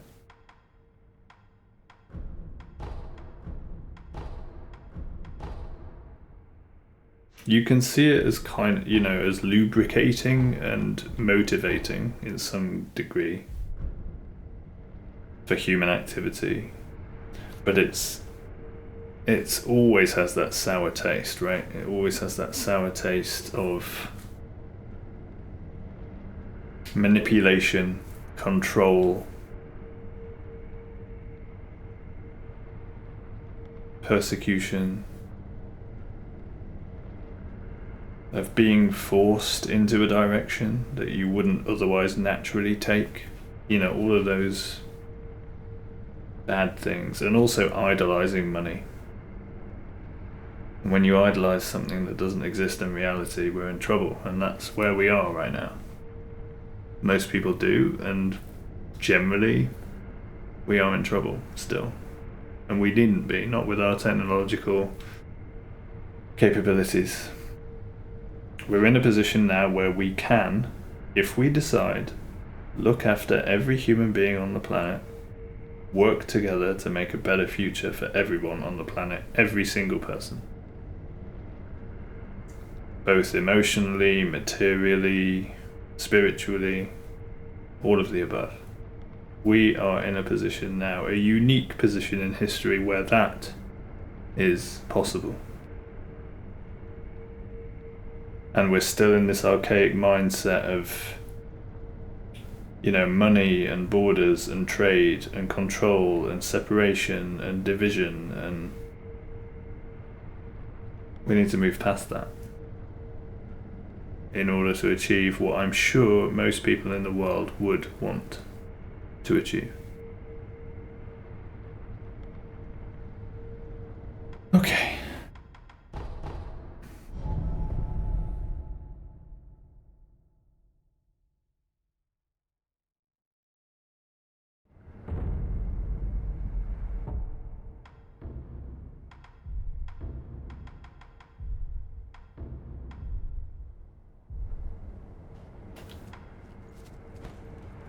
Ape time.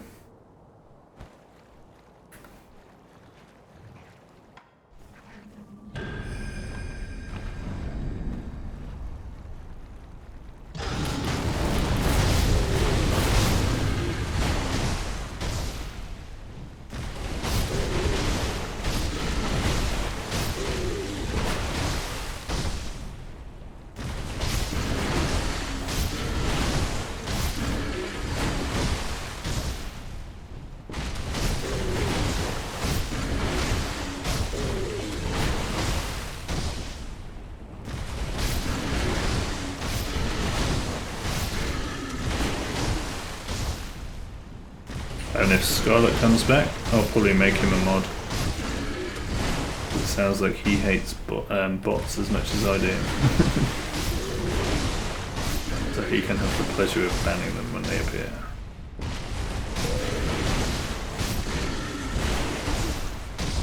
Anyway, focus.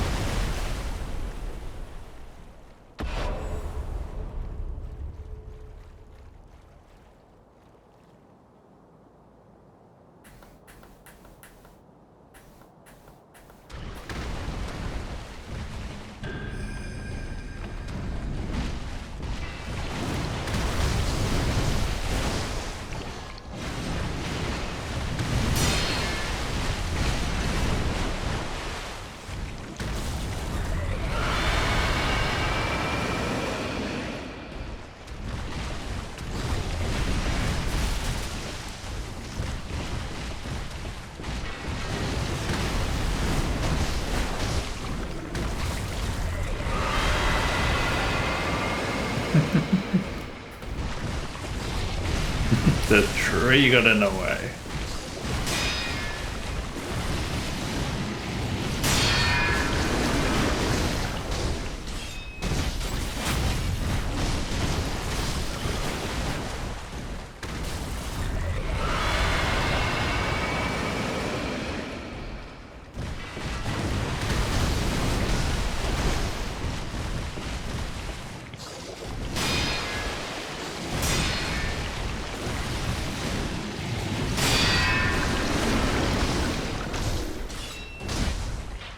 Beach demon, thanks for the follow, dude.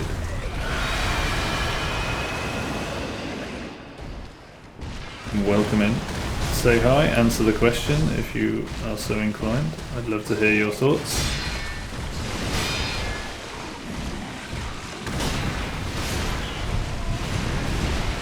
Damn it. Yeah, I mean, I'd already got hit, so I wasn't really paying attention anyway. How would you change the world, Beach Demon?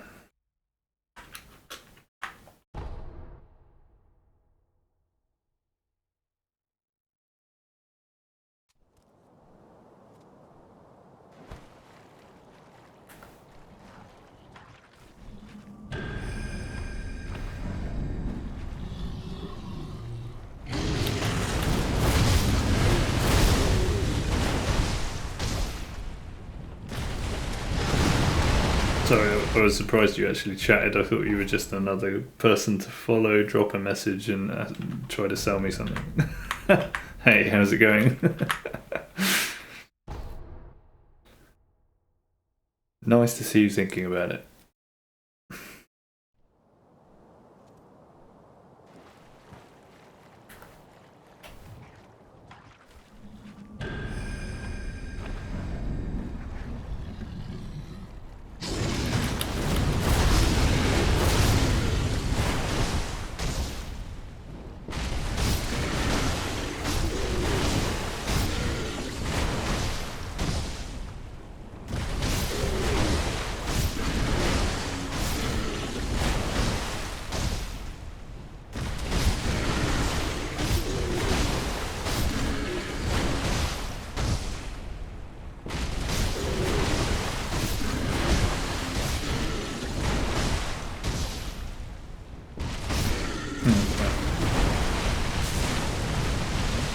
Can we save it?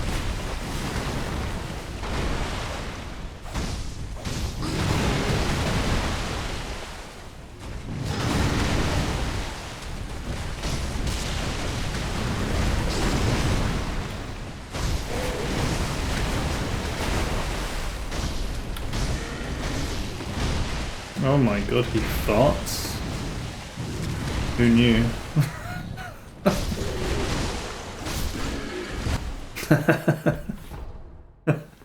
Completely messed up that phase one because I wasn't paying attention and find out something new. Yeah, you're supposed to script that phase one so that he never really does any moves, he just gets caught in that stagger loop. It's all about phase two this fight, really. But yeah, and that was interesting. Nice green trail following the ape.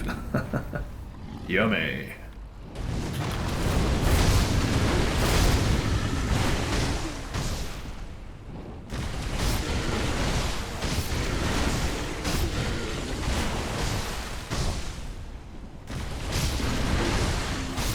Nice to see an actual human being in chat. You're the second of the day, would you believe? Very rare. If you don't want to answer the question, you don't have to. And I'm messing up again because I'm chatting. Staring at his bum for most of the fight, yeah, this is very true. It's almost like a nice relief to have to actually fight him a little bit in phase one, just for something different. But yeah, it's not meant to happen. That's not the script.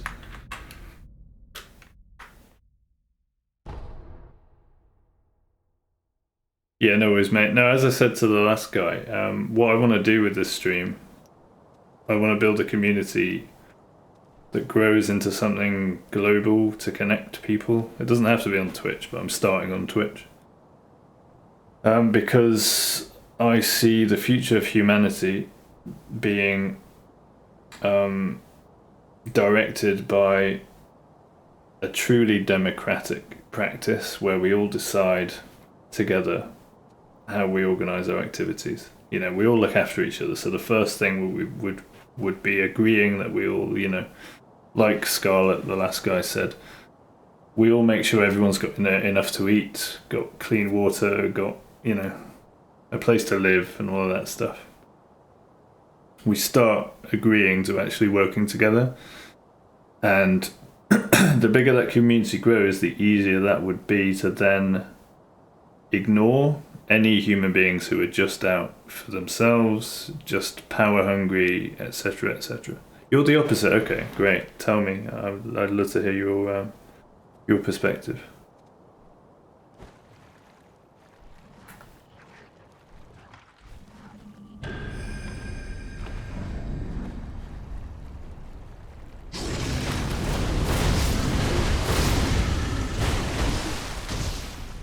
Okay.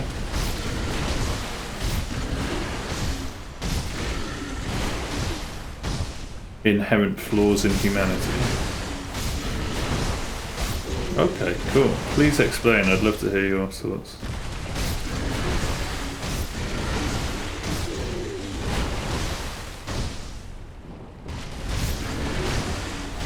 While I hit monkey balls and try to avoid getting farted on.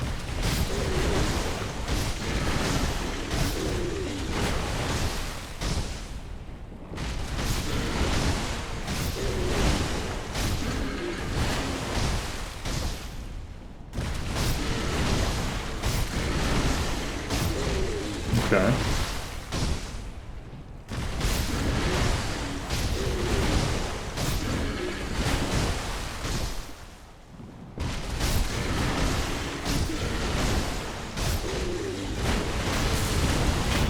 Progress?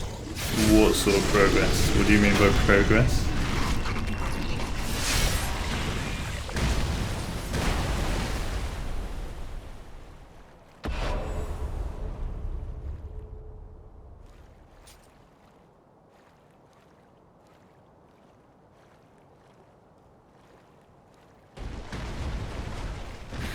Yeah, isn't the problem that humanity doesn't really have a direction? What do you think our direction is or should be?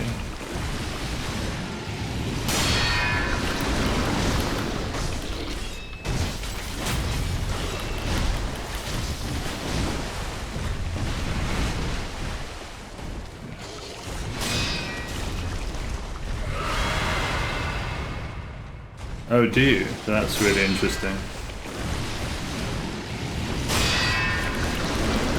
Don't you think that's dangerous though? Because that then invites dictatorship, things like Nazi Germany, if that voice at the top is an evil one. Isn't that putting all of our eggs in one dangerous basket?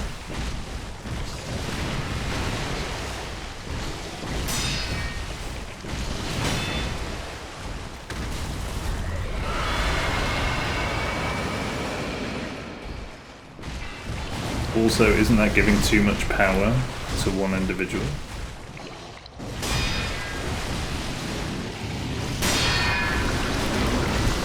Oh yeah, sure, it could work if that's the case. You know, that's the idea of God, right, versus the devil.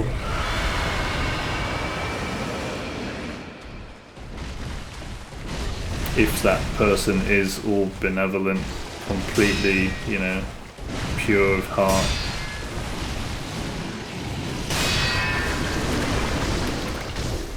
But the old saying goes, power corrupts, and absolute power corrupts absolutely, right? Do you believe in that?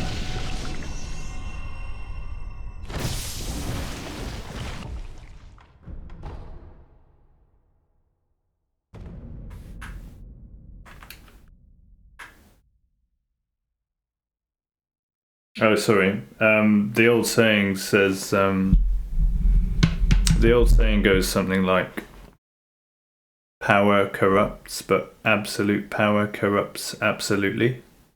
Do you agree with that?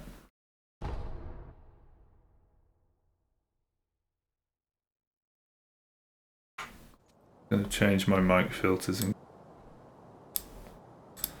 It's good to have some feedback on the mic. Maybe my thresholds are too low, or too high rather.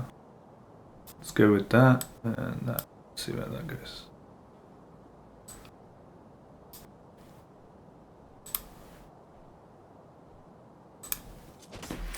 If I was in charge, okay, great question, because I've thought about that a lot.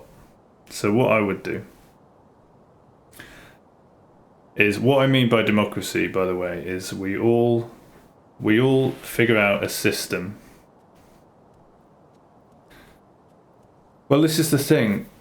I think it's unrealistic and kind of too egotistical for me to think for me to even imagine being in a position where I am in charge of everyone, of everything. Because I don't know enough about engineering, I don't know enough about food production, I don't know enough about all of these things, right? So what I would do, first of all, is delegate. Okay? So we have experts in whatever people want to be experts in. They are most passionate about growing food, for example, or engineering, building bridges, whatever it is. They should be the people who are in charge of that stuff, right? And it's not because of they've kissed up to their boss enough, or, you know, they've slept their way to the top, or whatever it is. They are only in those positions because of merit, and everyone respects them and their knowledge because they just happen to know more than everyone else about those subjects, right? They're more practiced, they have more experience. But a key element of those experts would be that they're humble as well. So if someone does come along with better ideas, they would be open to those ideas and they wouldn't feel attached to their way of doing things. That'll be a tricky thing for most people to get around, probably, because, you know, if you've worked on something your entire life and you're close to achieving it, and then someone comes along and says, hey, what if we do it differently? A natural emotional response to that is probably like, who's this kid? He doesn't know anything, you know? What does he know? and try to brush off that idea. But you would have, in my society, you would have inherent respectful systems where it would be fairly quick and easy to identify someone who's in sort of a position of being in charge, if that's required. If they start abusing that position of power by disregarding good ideas and making things less efficient than they could be, etc., etc., everyone would recognize that, and then they would just simply lose that position, right? Are you still with me? So if I was in charge, one thing I would really do, first of all, is connect everyone, every human being on the planet, connected democratically. And by democratically, I mean a true democracy where we all decide on everything and we have regular votes on everything that matters to us. Not, you know, depending on the country, not one vote every 4 or 5 years, which is basically a popularity contest between two figureheads and they make all the decisions for the next 5 years. And we abdicate all of our responsibility to them.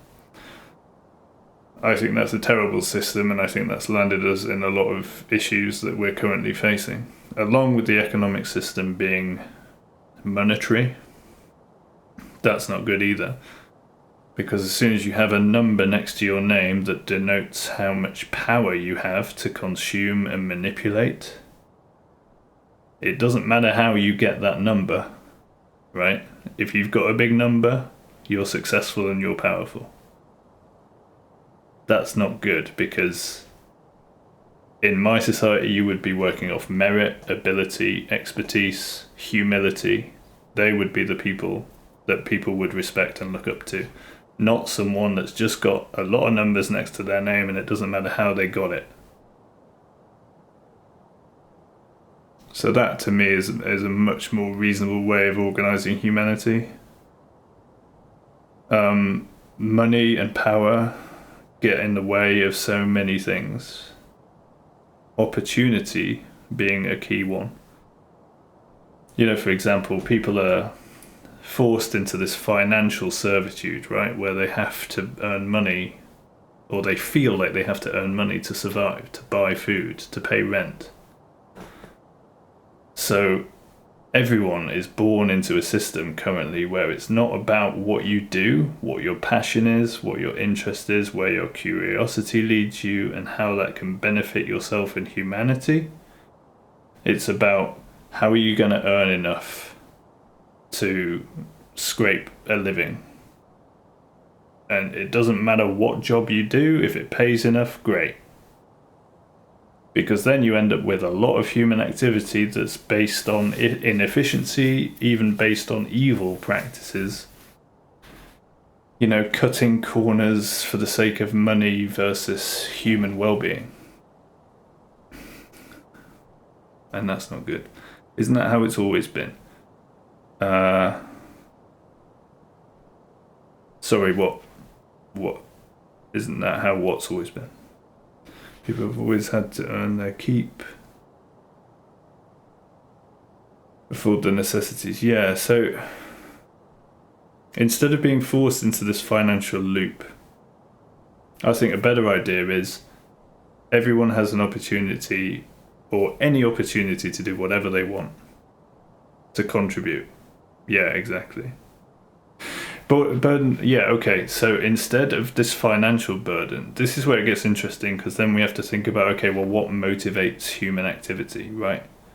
Because someone could come along and say, well, what if someone just sits around all day and doesn't do anything, and then we have to feed them? Isn't that unfair? Well, yeah, it kind of is. But there's nothing to stop us in that system without money, for example.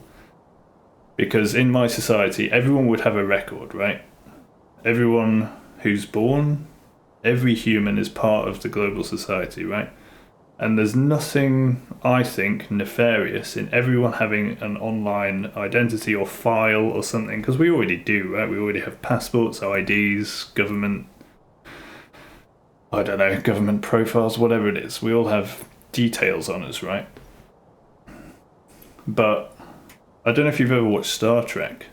No, not a credit score necessarily, because that can be nefarious just as much as money can.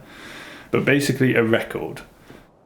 So on Star Trek, for example, if someone wants to look up someone from the past, they have an online database, basically, or a database on everyone. And it can be a certain amount of information. It doesn't have to be personal details or anything that people might get embarrassed about, But what it can be is about, okay, this person, name, skills, interests, achievements, current projects, what they're interested in, what they're passionate about, what they're currently working on, things like that. So, and that's transparent to everyone. Right, so I could look you up and go, okay, you're like, you make digital imagery and sell it online. Fair enough. I don't think you'd be embarrassed if that was public information for everyone in the world, right? Who might be embarrassed about that? Well, someone who just wants to sit at home all day playing computer games and get fed and housed without contributing to society at all. But what they wouldn't have a choice in is that behaviour is on record for anyone to see. And I think in that situation, you've got every human being with the opportunity to contribute to society however they wish, right?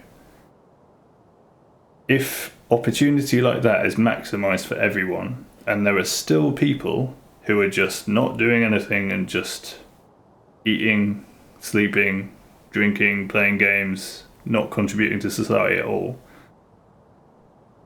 completely devoid of emotion, that would be on their record, right? So everyone would know that that's what that person does. You know, you could even give them a silly badge that's got a picture of a leech or something. You know, this person is a leech because they're not doing anything. Yeah, but there could be a good reason for that. Like, say someone's disabled and they just can't do anything, but what they can do is sit at home all day and philosophize, think up ideas that might be useful to society, and then that would go on their record. You know, this person's disabled, but they're doing what they can. You know, they've come up with these ideas. This one was actually implemented in this engineering sector. You know, whatever it is, that would all be on their public record. And then through that, you would just naturally not have a social credit score as such, but you would have accountability and you would have responsibility, right? And that would be transparent. And I think that, mixed with the opportunity to do anything you want, like, say, for example, you just got bored with making logos and now you want to go and study astrophysics because you've always been interested in it, but you've never quite explored that avenue. You are welcome to do that. You can do that. There's no financial barrier. You can go and join in with everyone else doing that stuff, and you would be welcome. And you could start at the bottom. All the information would be freely available to you. It would be accurate because in such a world there would be no misinformation because no one would be profiting from misinformation. And information would be peer-reviewed by everyone all the time. Do you see where I'm going with this? And I think in such a society, I would be very surprised if you would just get lazy people, because these lazy people would be surrounded by millions, billions, however many other human beings who are living meaningful, fulfilling, productive, creative, exciting lives, doing whatever it is they love to do that benefits themselves and humanity. And who would sit around all day at home on their own, playing computer games and drinking in such a world? You know? I'm someone who's been depressed for the past few years and been smoking weed and all the rest of it to try to escape because I felt hopeless, like there's no direction for me. And, you know, when I first stopped working, I could have been, I was obviously like, okay, at least I got out of that crap. But I would much rather be productive with like-minded people in fulfilling professional relationships, you know, all of that stuff. I would much rather do that if the opportunity was there. You might get shamed by contributing people, but you could always hang out with other leeches. Yeah. But this is the thing, then with this basis of a democratic, globally connected humanity, if it becomes a problem, like it's okay, somehow, for example, we've got 5% of humanity that just can't be arsed anymore, and they're just like leeches, and they're creating a drain on our resources, whatever it is. We need to like figure out what to do. We would all decide that together. But I would be surprised if we got to that situation, honestly.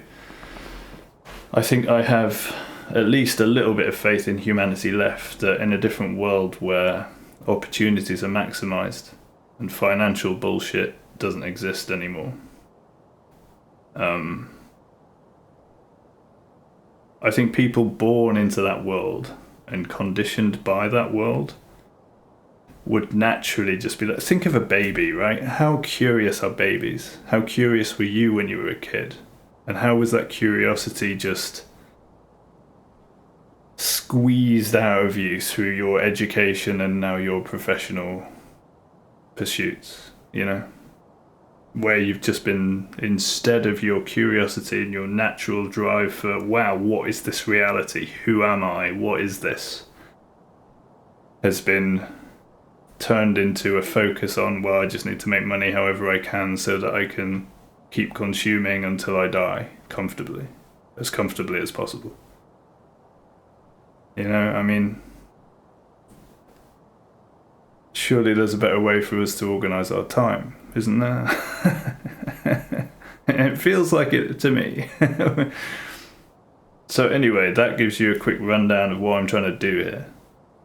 I'm not just another streamer who plays games, tries to entertain people so that they can escape their reality. I want to build a community that confronts reality and makes it better. So, if you're interested, yes, it's ambitious, but what the fuck else are we doing? You know, just trying to make that number next to our names bigger, and then die regretting that we didn't do anything more productive with our one and only life on planet Earth as a human being, which is bloody miraculous if you think about it. I mean, the focus on money, man, it's once you put it in perspective, it's tragic. And all the problems and issues that come with it are tragic, in my view. And you know, I couldn't live with myself if I just went back to working for money. Like, I left that about 10 years ago now, and it's just impossible for me to go back, because once you broaden your perspective to this degree, playing that financial game, I don't know, it not only doesn't make sense, it just feels like you just can't engage with it anymore. So, you know, I've sort of made a vow to myself after this recent spell of depression where I could have easily just killed myself, honestly, at certain points. I figure, well, what is there left to lose? You know, fuck money, fuck anything that isn't meaningful. Try to connect with people and make the world a better place, and do the best you can with your ability. And I only see that happening over the internet, and it has to start somewhere, so why not on Twitch? You know? Why not? And why not at least try? Because then even if I die a few years early because I've run out of money and I couldn't change the world, at least I'll die knowing that I tried, you know? You don't think humanity's there yet? Yeah, well, this is you've touched on the main barrier. It's a simple way that we can all change the world. We just simply have to decide to do it. But you need enough people on board. So surely the first task then is try to collect as many people for that pursuit. And that's what I want to try to do.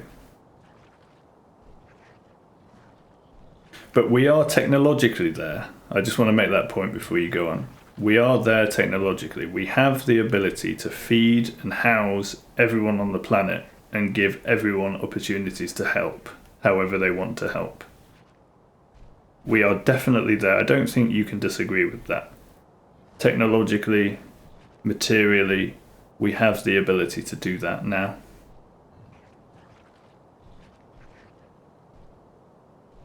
But yeah, go on. I'd love to hear your thoughts. I'll take a break from talking and go smack a monkey in the ass. No, I won't. I'll start reading your message and get distracted. But keep going. No, I'll listen to it. I'll read it instead.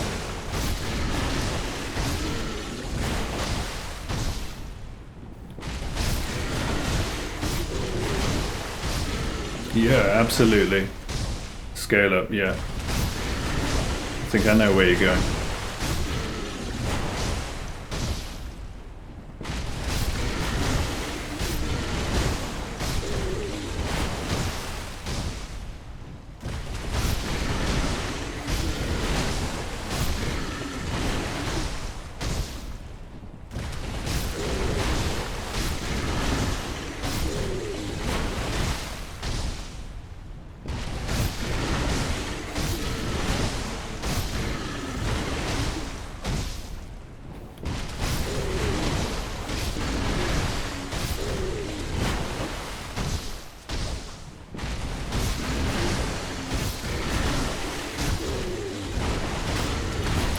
But as you scale up, are you done there, or are you still, maybe you're still writing?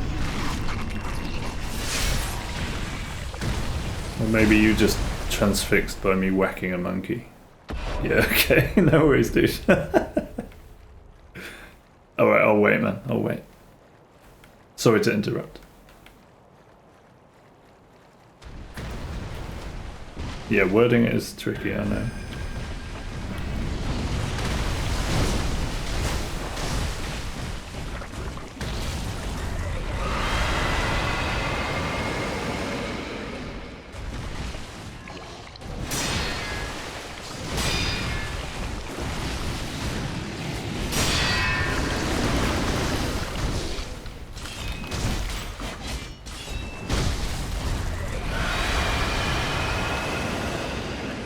Totally messed that up.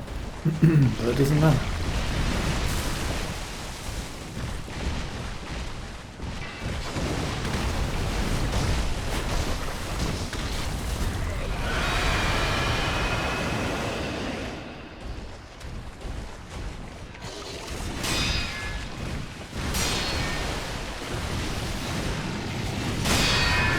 Bystander effect. Can you explain that? Sorry to ask you to write more.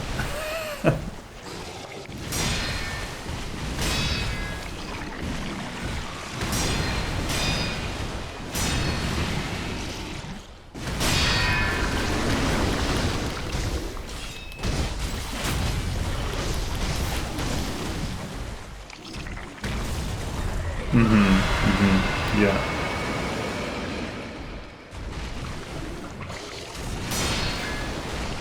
Sure, but that's locally, right?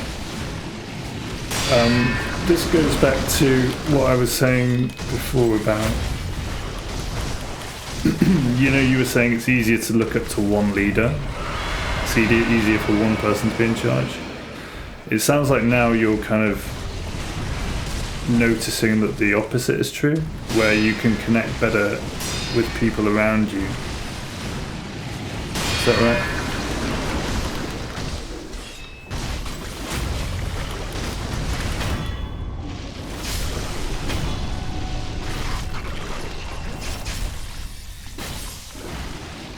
Yeah, we don't live in tribes anymore, exactly. However, because you know that, I know that, I think everyone knows that for every individual, it's easier to connect with people around them rather than imagine being connected with someone halfway around the world. While that's true, what we can do is recognize that both are important, you know? Like, you can still have respect and empathy for someone halfway around the world, even if you don't know them.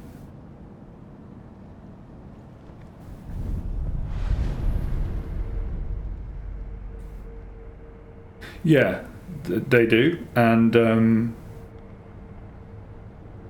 but imagine for the farmers having to feed everyone. If they're in it for the money, I wouldn't want them to do that anymore. But I think given the amount of people in the world, there are going to be a lot of people who are naturally interested in growing food or food production or, you know, all of that stuff. I could be wrong. And think in such a world, there's going to be no one interested in food production and we're going to be fucked because no one's going to want to make our food. I think that's a lot less likely than naturally finding people who are interested in it. But just say that's true for a second. But then we would be like, okay, well, we still need to eat, though, right? So, and then we would be like, okay, well, at least we need this many people to manage our food production. You know, you could. At the very least, you'll get, and I would be one of these people, you're going to have people who are interested in organising and efficiency and sort of top level stuff. That's where I am. That's where my passion is like big picture analytics of what's going on and how to increase efficiency. and things like that. How to improve things, problem solving on a big scale, that sort of thing. And the first thing we do is start gathering data. Is go, okay, well, how many farmers do we currently have? How, are we feeding everyone? Who's left behind? Do we need a little bit more food? Are we producing too much food and wasting a lot of food? That's probably the case of where we are, at least now in the West. That we have a food surplus, and we're probably being quite wasteful in a lot of ways. And it'll be wasteful materially, but it'll be at the benefit monetarily of big food companies, probably. I would suspect that if there's a lot of food wastage going on, someone's probably making a few more dollars from it, for example. But if you take money out of the equation, then you look at the food production more reasonably and think, wow, suddenly, take money out of the equation, why are we wasting so much food, right? And then you start, anyone who's interested in dealing with those issues can start dealing with those issues together with other people who are interested in dealing with those issues. And the thing about, then I feel like given the opportunities for people would find their way into professions that are beneficial, and if they're focused on being as good as they can be with the best possible technology that's currently available, they are open to innovations left, right and center wherever they come from. No one's super focused on their little way of doing things and that it's their way or the highway, and anyone else they'll just get rid of, because that's dictatorial. That's like Stalin, that's like Hitler. Anyone who tries to do that when money and illusory power are out of the picture, everyone will just turn around and go, well, this guy's just an idiot. He's just trying to be powerful and controlling. He's not making sense anymore. Let's stop listening to this guy.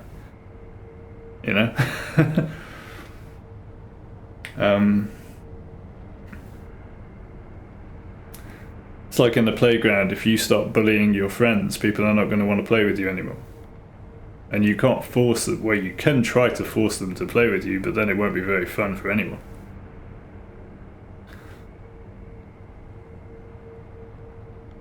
Passionate people in the right industries, and then those people make decisions based on the good of humanity. Yeah.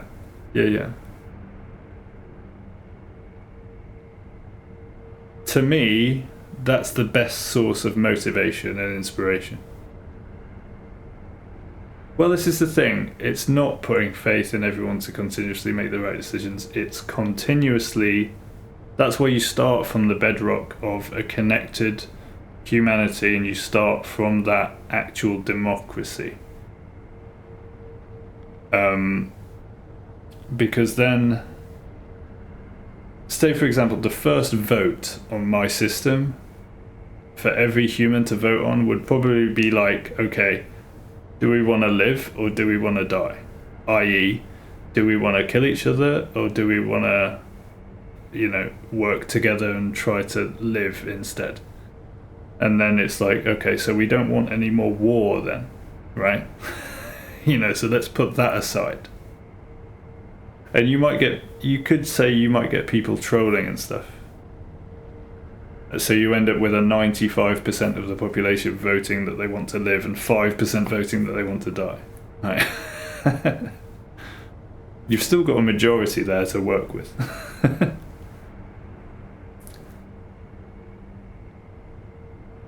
Okay, yeah, absolutely. But the question is, where are those poor decisions coming from? I know my poor decisions for my depression, my drug addiction, all the rest of it, weren't really decisions at all. I ended up in that situation through hopelessness, through a lack of faith in humanity, through the meaninglessness of my existence, through a lack of fulfillment, a lack of friendship, a lack of relationship, a lack of meaningful direction, a lack of opportunity to explore what my direction could be and how I can benefit myself and others. that's where my perceived poor decisions came from. And I don't think they were poor decisions now at all. I think it wasn't a decision. I didn't decide to sit around and be depressed for the last few years. I came to that situation because no matter how much I tried to engage with the world and make it a better place, I came up against barriers left, right and centre to it.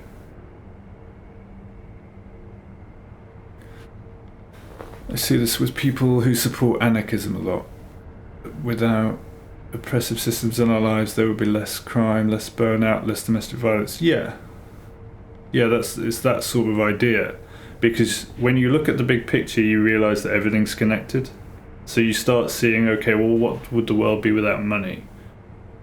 And you can think, okay, well, say someone's had a bad upbringing, they've had a bad family life with domestic abuse, and they turn into a violent offender. Would that person have become a violent offender if that family had been different? How might the family have been different? Well, the family could possibly have been dysfunctional because they were constantly in financial turmoil and stress, and in an attempt to escape from that financial turmoil, they connected with someone that they may not have, that they probably shouldn't have been connecting with, ended up having a baby, and then tried to make the best of it for the rest of their lives, and all they could do was fight and squabble and hit each other, which led to their baby growing up to being a violent offender. But there was a reason that those parents were in that situation in the first place. Do you see what I mean? And that reason is what you need to explore for the root cause of the issues. And when I explore root causes of issues, a lot of the time it leads back to monetary pressures on people, causing lots of behavioural issues, etc., etc., etc. And it just has a knock-on ripple effect for everyone down the line. And you can trace this back generations. If you want to, we can trace it back 10,000 years to the beginning of the agricultural revolution, when we started collecting together in bigger towns and cities and started farming, There are root causes to this. But that's why it's so fascinating for me to think about and address these issues from a root cause, high-level perspective.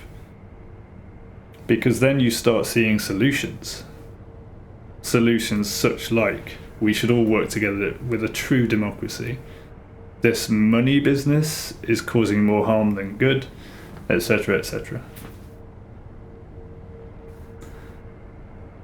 Because then if you deal with those root causes, the positive ripple effects that would have can be just as incredible as the negative ripple effects that, such as a violent offender being born, Crime, shoot your parents, narcissists, yeah. But this is the thing, in a different system again, like I said, if you end up with, because obviously there are neurological considerations, like someone might just be wired genetically to be a psychopath, Those people, though, are very, very few and far between. And what we have at the moment is a system that can make those people be very successful and powerful. And that's not good for anybody. Just look at Hitler. That wasn't good for anybody, right?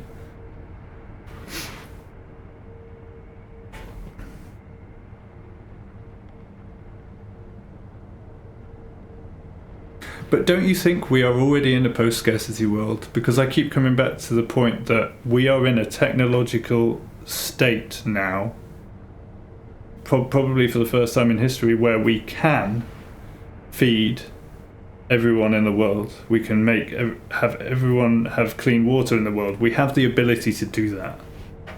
We have the technology to do that. We are there, but we're still stuck in this sense of scarcity, only because we burn fossil fuels. Well, this is the thing, right? If we have to burn fossil fuels for a bit longer to make sure that everyone's got the same opportunities, then, and we take away our focus from money and power and greed and consumption for no reason, that's another point, right? Because people's lives are inherently meaningless, our consumption is a lot higher than it would be. Think of rich people with yachts and mansions, and they're spilling oil into the ocean every day. They go out on their yacht, flying their private jets, all of that stuff. That's dumb. That's stupid. And these people can often become depressed and kill themselves as well because that material stuff is meaningless.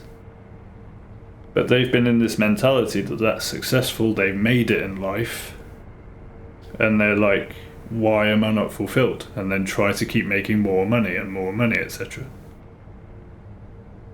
They have the freedom to speak. Yeah, they do, but like I'm saying now, they're probably stuck in this mentality that money equals success.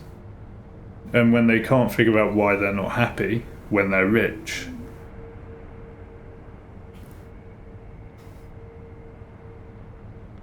well, Bill Gates isn't dedicated to advancing humanity at all. He's completely corrupted by money.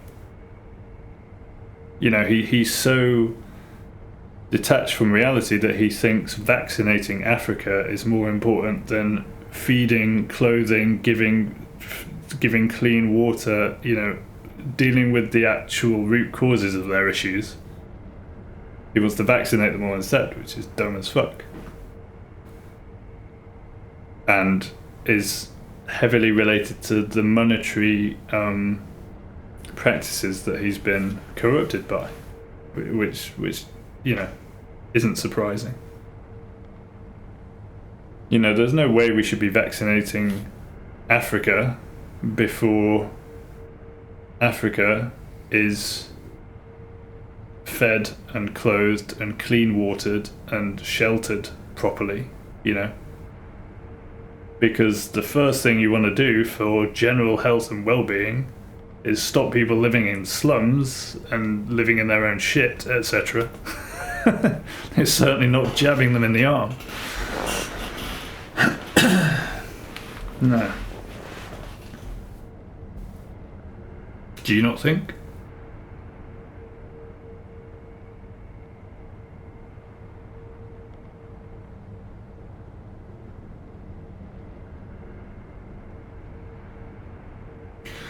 Well, I mean, we shouldn't bog ourselves down in who we don't know. Neither of us know him and really what his intentions are. And it's sort of beside the point.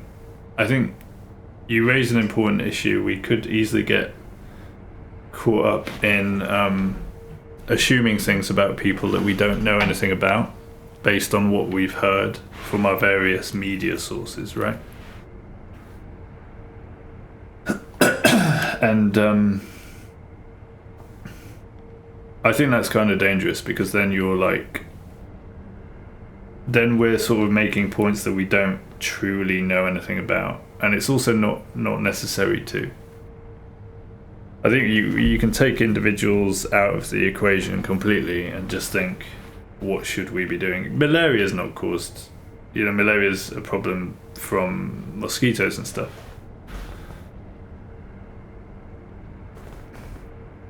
Yeah, I'd like to think so. Yeah, exactly. Who knows?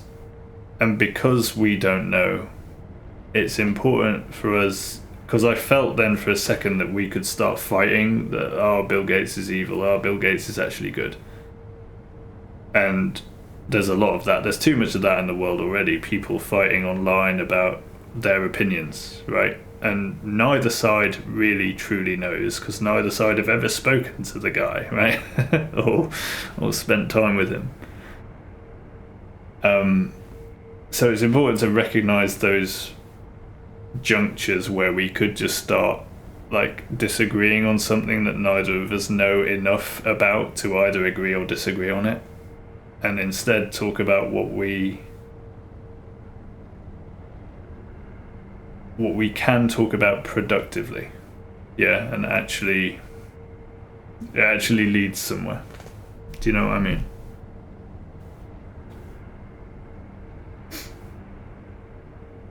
And it is a really interesting point because, in such a community that I want to build, that's going to come up. And it's good to identify that sort of issue and then say, we don't know enough about that, let's talk about something else.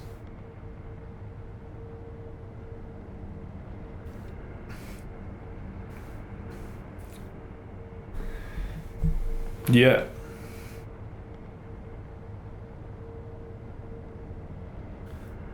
Mm-hmm.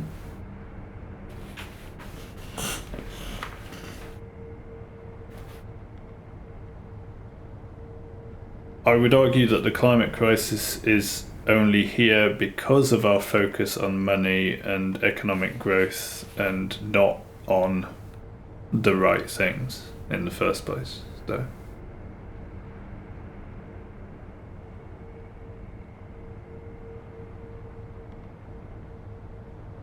Your single world order, yeah. I mean, a lot of people will be afraid by that sort of talk. Like I say again, it would be absolutely no problem if God, the idea of benevolence and goodness and love, was at the head of that authoritarian government. But that's a big if. And you've got a lot of historical evidence of strong authoritarian situations where someone is in that position and they've become corrupted, and millions of people under their rule have starved and died in horrendous ways.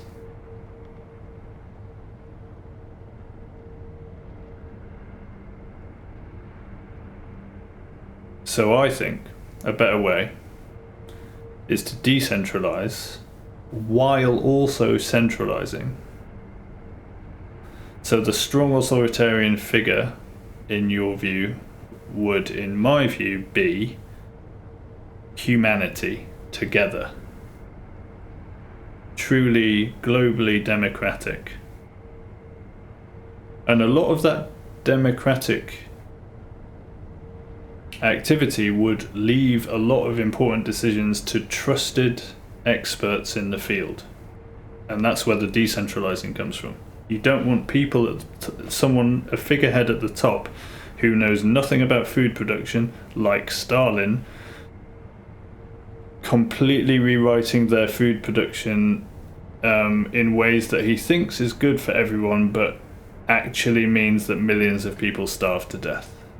Because that's what happened in Soviet Russia, and it was only, a lifetime ago. Just one human lifetime ago, that was happening.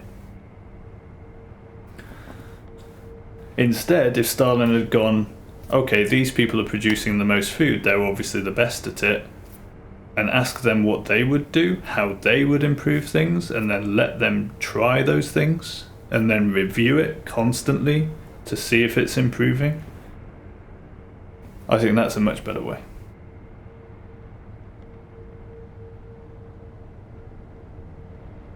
Zero historical precedent for a global paradigm shift of human mentality.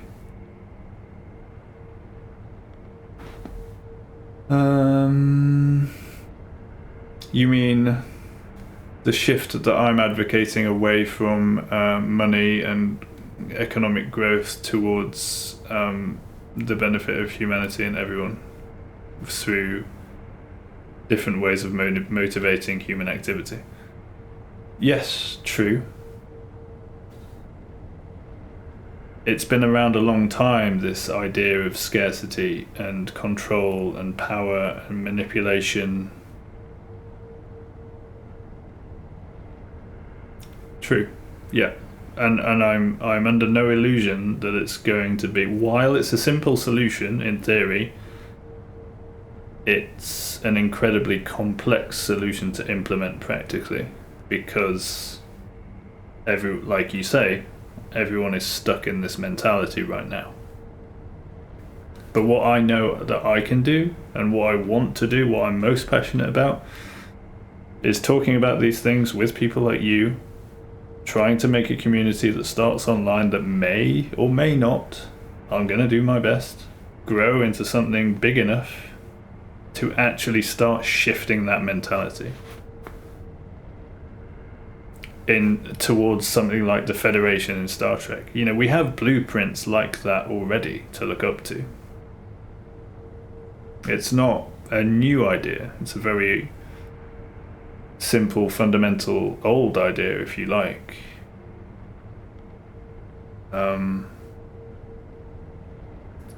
The difference is now we have that technological capability and capacity to actually take care of everyone and give everyone opportunities. Our technology has advanced to the point where we can feed the world. I believe that's true. I'm pretty sure that's true.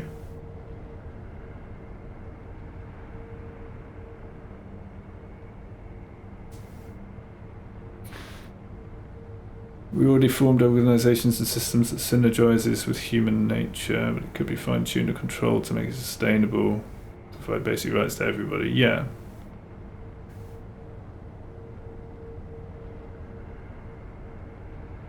A lot of food is wasted, yeah, and that'll be in the name of money. I'm pretty sure it tends to come down to money. If you like I said, I trace root causes, and if you trace like why that activity might be happening, like, you know, try to think of it from a perspective of an alien coming to Earth and observing what's going on. They'll see human beings wasting their time in offices doing nothing, playing with these numbers that they call money. They'll see people just throwing perfectly good food out. Yeah, they'll see no universal healthcare. They'll see like all of this monetary practice in like profiting from people's illnesses with the pharmaceutical industry and stuff.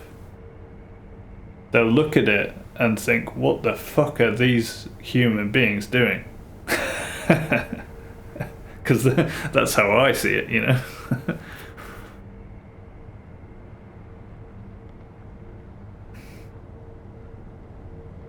Yeah, exactly.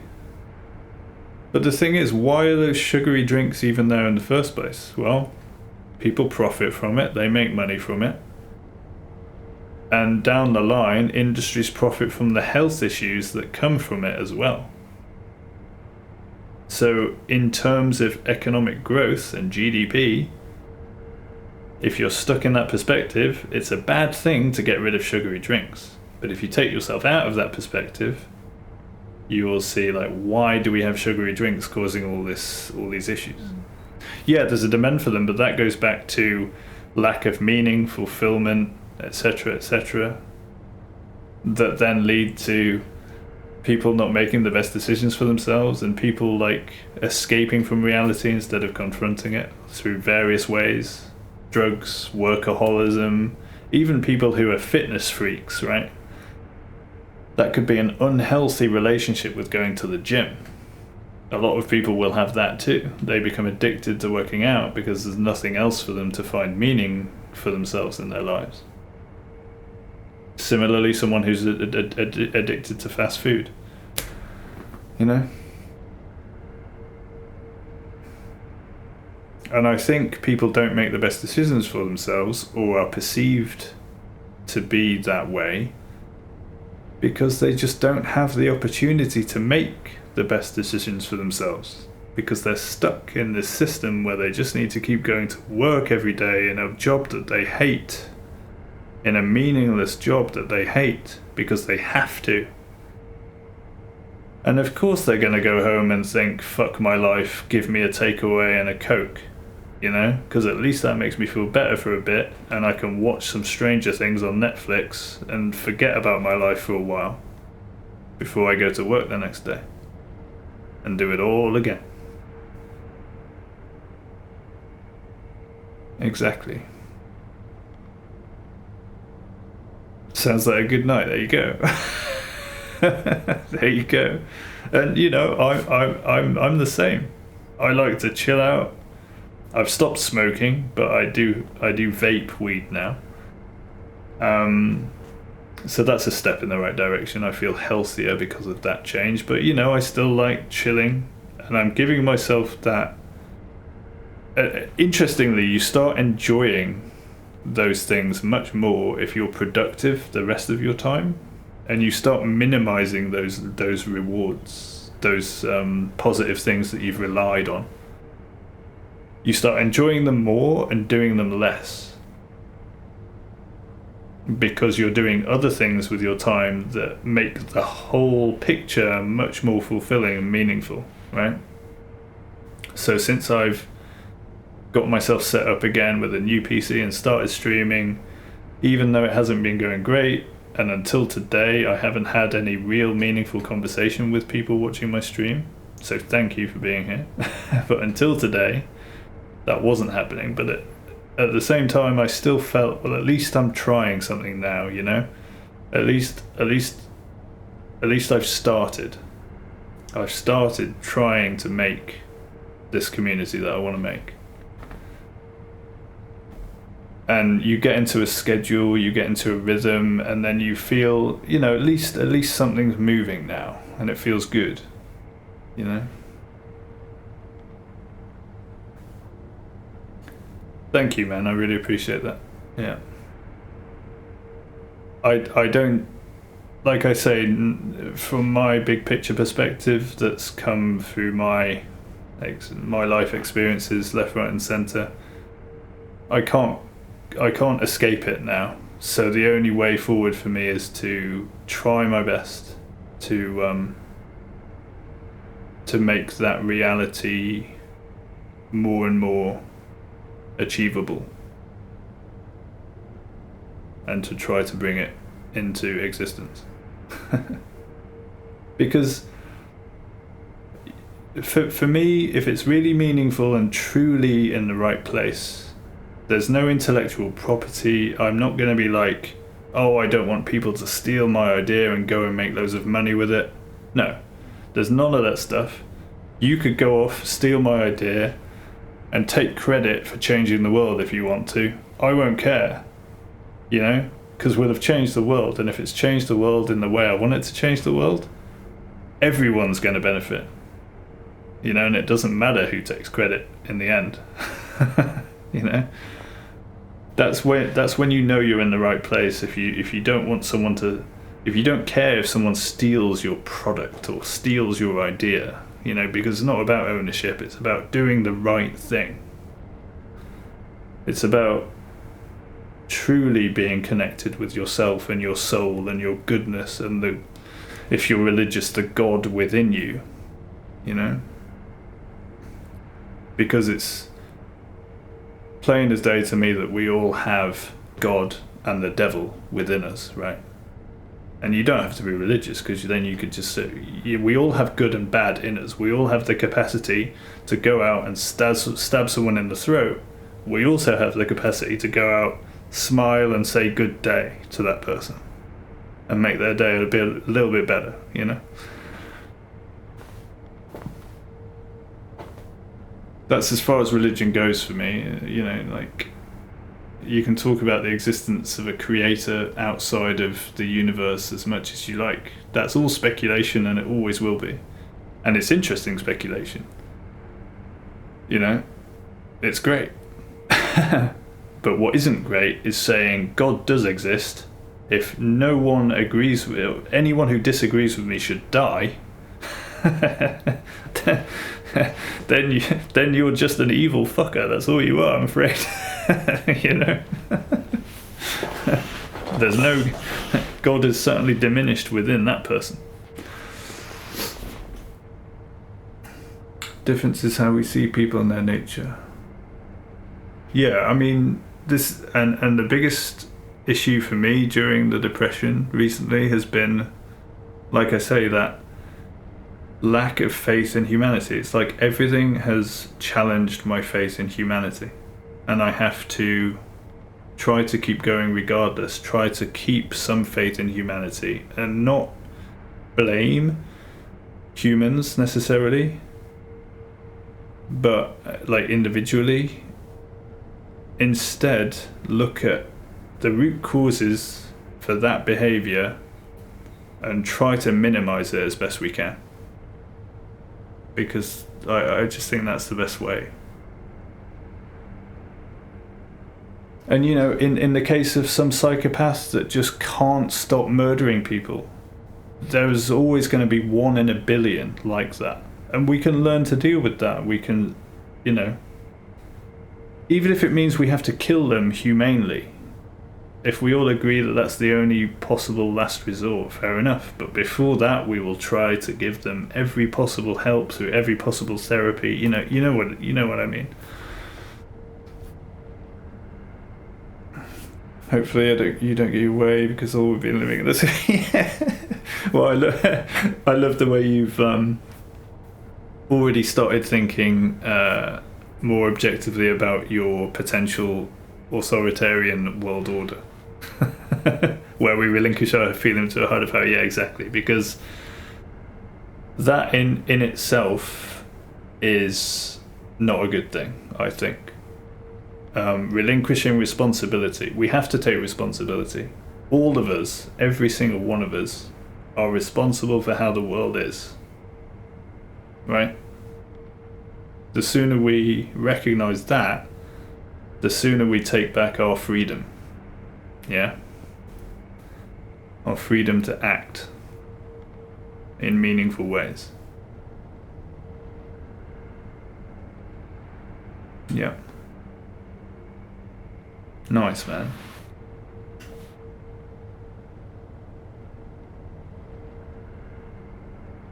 Isn't understanding that we collectively not responsible enough to maintain a healthy earth actually the responsible decision?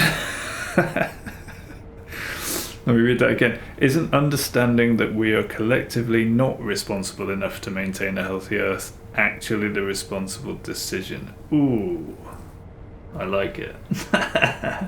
Going back to what I was saying about individual responsibility. I wouldn't go that far. I would say we are individually, every one of us, responsible, but we are also collectively responsible. How's that for an answer? Good? Good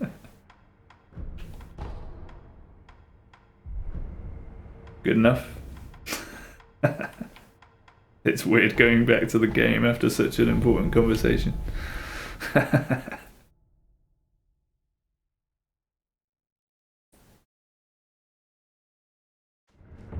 But I mean, hopefully you're like the other guy that came in here this morning. He wanted to sell me something as well, but he was quickly interested in the conversation and thought, you know, immediately stopped trying to sell me anything. In fact, he didn't even get that far. He later admitted that that's what he was here for initially. But because of our conversation, he was like, okay, well, I'm going to talk to the people I know in my community and I'm going to join you again. And let's actually see if we can start making a community here on Twitch that really makes a difference. And he also pointed out to me something that I really started feeling yesterday, which was, is my stream content really in alignment with my goals? And computer gaming isn't really. I've just sort of used it as something I can do initially on Twitch to start the ball rolling. But really what I envisage is facing my personal fears of getting on camera, exposing myself. No, not in that way. I mean, just being on camera.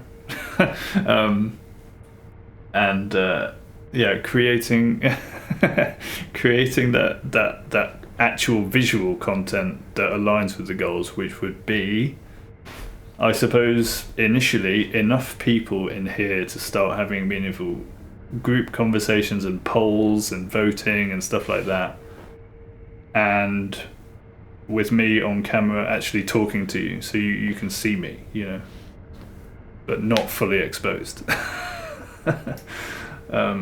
Just a bit exposed, and then you know, potentially somewhere down the line have it a bit like a live podcasting thing where, you know, we can have discussions over voice as well with viewers, maybe like a Skype type thing. Well, I guess it's Discord these days. And also live as well on camera, so at some point in the distant future, if it all works out, we'd have actual discussions on screen as well, you know? Good voice and good presence. Well, I really appreciate that, man. that really helps my, I guess, the faith in myself. So thank you for saying those kind words. That means a lot. Especially coming from someone who just came in here to sell me a logo. You know, that we've actually got this far. We've talked about a lot of stuff already, and this is where I envisaged the community starting. You know, 1 or 2 people coming in, actually having a conversation, who may then return and get some sort of ball rolling, you know? Because once you've got a few viewers and some conversation, then if someone accidentally comes into the stream, they're more likely to stick around, right? If there's some interesting conversation going on. If it's just me running through this, hitting monkey asses and not really saying anything because there's no one to chat to, they could easily just disappear, you know? Oh, you were? Oh, sorry. That's because I mentioned it, right? That you then joked that you were. Okay, well, how did you find your way in here then? Because that's always interesting to me. How do people find their way in here, especially if they're not selling something? What brought you to the stream today? Interested to know. Do you like Sekiro? We haven't even talked about the game. Ah, you searched under challenge run. So, okay, so the tag got you here. Interesting to know. So those tags that I put on have made a difference. What have I got? English, coffee, souls, no hit, challenge run, learning, hitless. Yeah, okay. Cool, man. Me personally, I've never searched, I don't think I've searched for like tags and stuff. So it's good to find out the different ways that people reach me, so that I can incorporate that into my evil plans to get everyone under my ruling dictatorship, so that I can take over the world for my own benefit. I mean, everything that I said before that. Yeah. Wait a second. Is this guy for real? Have I been duped? No, I promise I'm being truthful, dude. Already stealing it.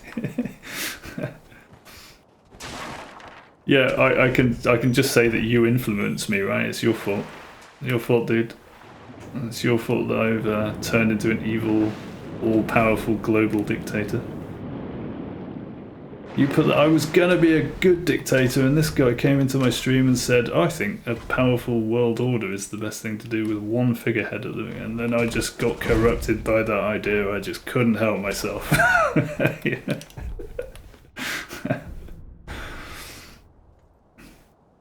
You realise it's 10 minutes too late. Yeah. Yeah, it's already too late, man. It's over. Forget it.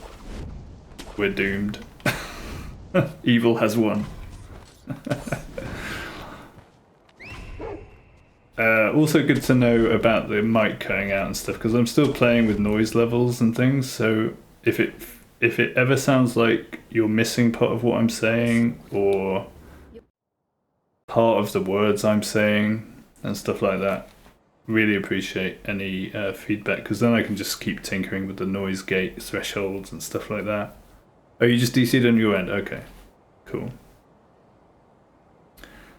This is hell no an exclusive. I hate exclusivity. This is Sekiro on the PC, and it's available on PC and consoles. PS exclusives include Bloodborne. I think it's just Bloodborne now. But the great thing is I've actually started streaming Bloodborne, because there's an emulator that's come out from the community, and it kind of runs okay. Ghosts of Tsunami. Yeah. Ghosts of Tsushima, I think it is. Tsushima, right. I haven't played that game, but I've heard good things about it. It looks kind of cool. Maybe I'll play it one day. But yeah, getting around Bloodborne's exclusivity You can actually play that on PC now with a new emulator, and I started streaming that the other day, so if you stick around you might see me hopping on Bloodborne at points. But the more we talk about this, and if you guys stick around and if more people join, the more I'm going to be thinking of putting the games down, facing that fear, getting a camera, getting exposed, all of that good stuff, and changing the visual content on stream to more fit with the goals of the community. So who knows how quick that'll happen. I don't know, there's a bit of fear there for being on camera, but I suppose that's normal if you're not used to being on camera. Probably it's perfectly natural for everyone to hate. It's a bit like listening to your own voice, right? I think focusing on the game backdrop and focusing on my voice settings, getting used to hearing that back on the VODs first was probably a good thing. Because I felt to myself, if I'd set up a camera straight away, then I'd have, you know, too much going on at once. I'd be worried about how I look, I'd be worried about the camera quality. And this way, I've managed to focus on game quality and sound quality first. And then I can add the camera later. You know, as the last thing. And then I can just focus on that, knowing that the sound quality is already set up, you know. It's, you know, I think step by step is a better way. Whew. Well, I was not expecting this morning, I tell you. Actually, had some really good conversation with human beings on my stream. Incredible. After such a bad day yesterday. I'm not suggesting you should, but if you were to check the VOD from yesterday, I just got myself into such a negative mindset. Maybe I had to go through that. I don't know. It was weird though. It wasn't pleasant. I was just playing this, but I didn't get any human beings in chat. I just got like another bot salesman, you know, a bot trying to sell bots, and I started playing the game badly and got frustrated with myself and started questioning what I was doing, questioning whether it was ever going to make a difference, you know, all of that stuff. Actually quite an interesting archive copy of how a stream, because I was quite positive about things when I first started the stream, but then by the end of the stream I'm just talking like, I'm saying bad things, I'm swearing. And I did think to myself it'd be quite interesting to keep an archive of these early streams, even if no one watches them, just for me to look back on at some point and see that's where I just devolved into a completely negative beast, you know. That was a bad day. But then I'll be able to look back on this VOD and go, oh my god, like I'm having conversations with people, it's actually maybe the start of something. And just the day before, I was ready to, you know, I wouldn't say ready to give up. I wasn't ready to give up at all. It was just, I recognised it as a bad day, but it's just super interesting to me how quickly on stream, over the course of what, 3 hours, I went from feeling positive, feeling good when I first started the stream, to basically hating humanity at the end of it. And yeah, that's all on stream, and it's all me. It's all just me talking to myself. And occasionally, you know, shouting out to the bot that tried to sell me fake viewers. Funny shit. So it's kind of cool that that's there. Something to remember my negativity by.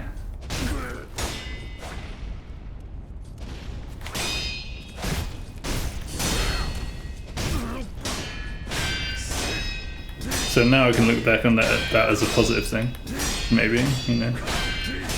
It's part of the journey, isn't it? Damn it. It's an important part of the journey. I was doing so well, and then I thought, oh, I'm doing really well here. And then, of course, I fucked up.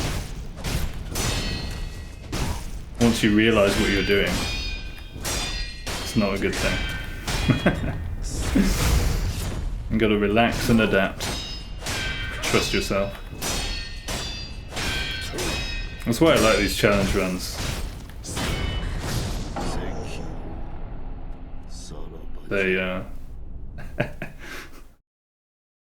They force you to confront things in yourself in order to achieve them.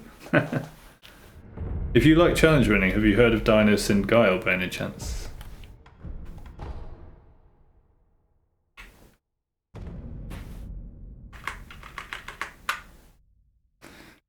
Okay, because yesterday, it's funny that on the same day I had, like, you know, a devolved into negativity. On the same day, he's in my suggested streamers if you want to check out his channel at any point. But he, after 2 years of trying, 2 years of attempts and learning the games and stuff. No, he'd already knew the games, so it wasn't even learning the games. It was 2 years of attempting the God Run 3 level 1, which is basically all seven FromSoft games without leveling up, without taking a single hit back to back. And yesterday, after 2 years of trying, he finally achieved it. And I was lucky enough to be watching the stream when it happened. He went up to 9k viewers, and normally he has about 1,000. Yeah, big day. Interesting timing as well, like I say, with me being negative yesterday. And then this morning thinking, well, if Nico can do that, surely I can achieve what I want to achieve, right? Surely anything's possible. Imagine that, running a challenge run for 2 years. Don't hit her. Focus. And this game was one of them. And watching him was actually the first thing that inspired me to try no-hit running. I thought to myself, hey, I've got these games, but I've never tried it. And if I enjoy watching it, maybe I should try challenging myself to it and see what it's like. And I've really enjoyed the process, honestly. I've only done one hitless run so far, which was Dark Souls 2 level 1. Sadly, I actually got that off stream, but I did record it, so that's on my YouTube as a completed run. And I'm now part of Team Hitless because of it, the Discord community. Yeah, and it was incredible last night. He just, as you'd expect, he just broke down in tears when he'd finally done it, and it had me crying my eyes out as well. It's just impossible to watch that level of emotion coming out and not feel it yourself. And that's the beautiful thing, like you say, about this sort of thing, watching someone achieve something crazy difficult. And it not really mattering what it is, or even if you've played the games yourself, it's just you recognize the difficulty, recognize the challenge, recognize the dedication, and then when you witness the triumph and all of the emotion flowing out, it's special stuff that we never really got on normal TV, you know. When I was growing up, you just never saw that kind of raw reality of someone's subjective experience showing itself on screen. And that's the beauty of these days, where we've got anyone able to broadcast anything, right? Instead of it all being in the hands of TV corporations and stuff. You can get some really powerful special moments in people's lives and witness them. And obviously along with all of that, then that's got me thinking about the whole, you know, because I've been thinking for a long time about how the hell am I supposed to work my passions into some beneficial direction for humanity, especially with all the barriers like money and power and greed and people's mentality and how it's all stuck. What the hell am I supposed to do? And then I thought, well, you know, in the age of the internet, where anyone can broadcast anything online, we are in a unique... At least I have that as an opportunity to try something, you know? And that's why it's really special for the first time to have people like you and Scarlett, who came in earlier, actually engaging with it as well and giving me some sort of hope that I can at least be happy with my attempt, even if it doesn't lead to the ultimate goal being achieved. It's giving me a bit of reassurance that at least the attempt is worthwhile, you know? It's like people often say, you know, if you can just change one mind away from evil towards goodness, anything else is a bonus, you know? So I don't know if anyone did say that or if it was just me. I think there were better words to describe that sort of thing, but you know what I mean, yeah.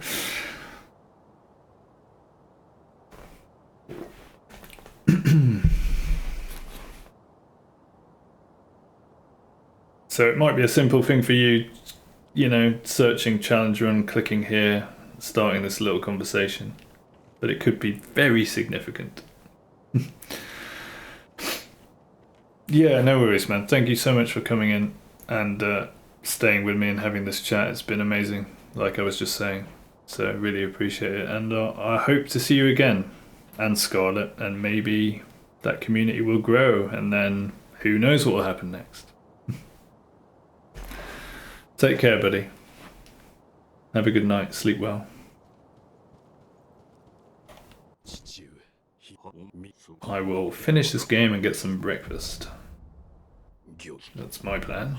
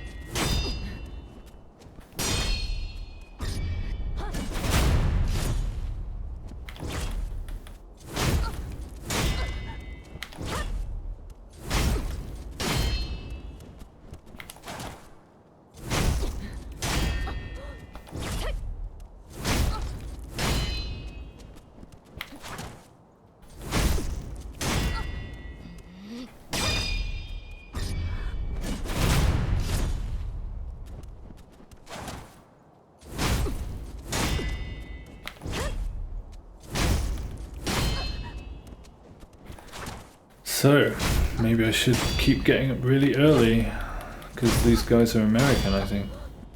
So if I get up and start streaming later, they're likely to be asleep. Shit.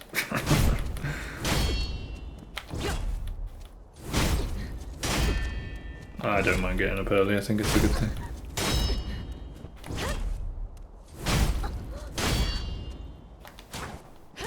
So if that keeps getting me up at 6 AM, so be it. Yap, yap, yap.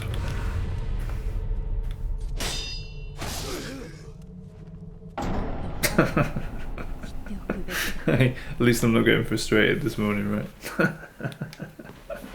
After yesterday. My goodness.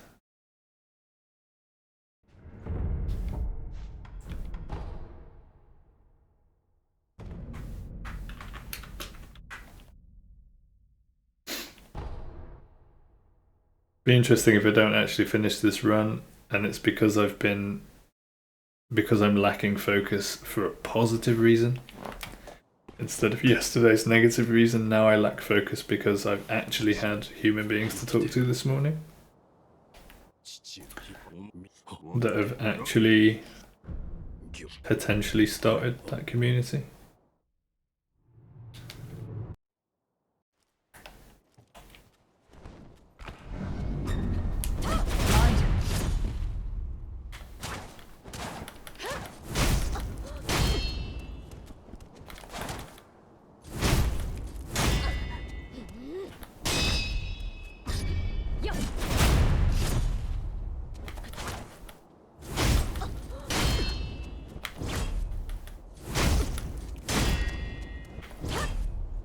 Yeah, without the game, I could have a camera on, I could have music on, and I could just be monologuing and then chatting. I'm starting to see the vision, I think.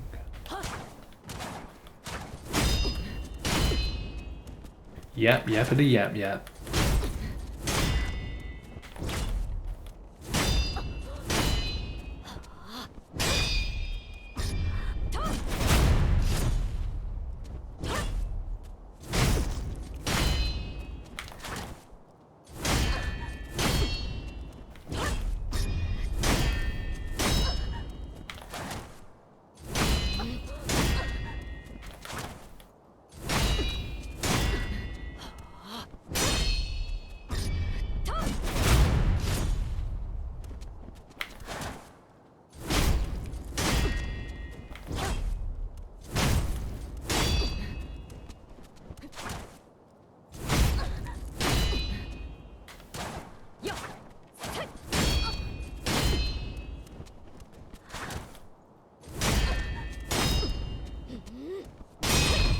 Nice.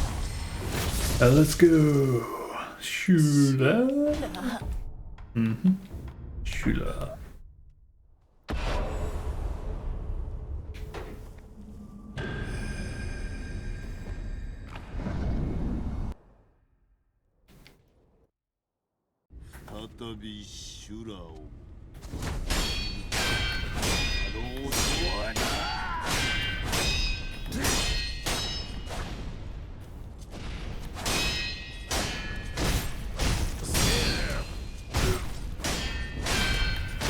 Too early. Yeah. That timing on that is still so weird. You can't just use the same timing as the other slash. You have to be slightly later, otherwise you get hit.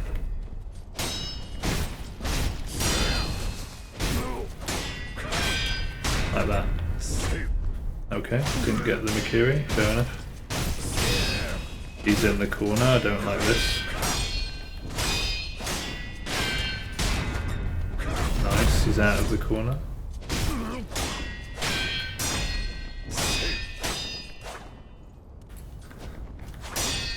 That's a bit of practice with him getting stuck next to the door, that's good.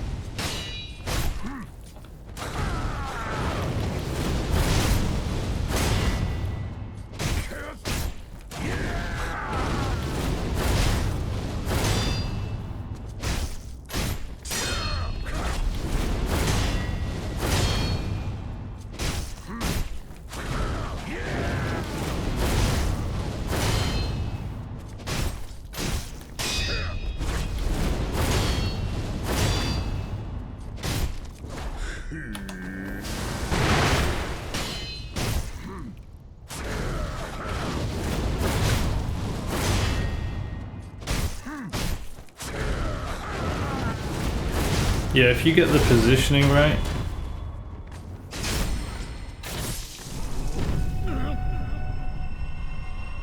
Phase 2 is arguably easier than phase 1. GG, let's try to finish it hitless. That would be a nice finish. one hit there, but that's fine.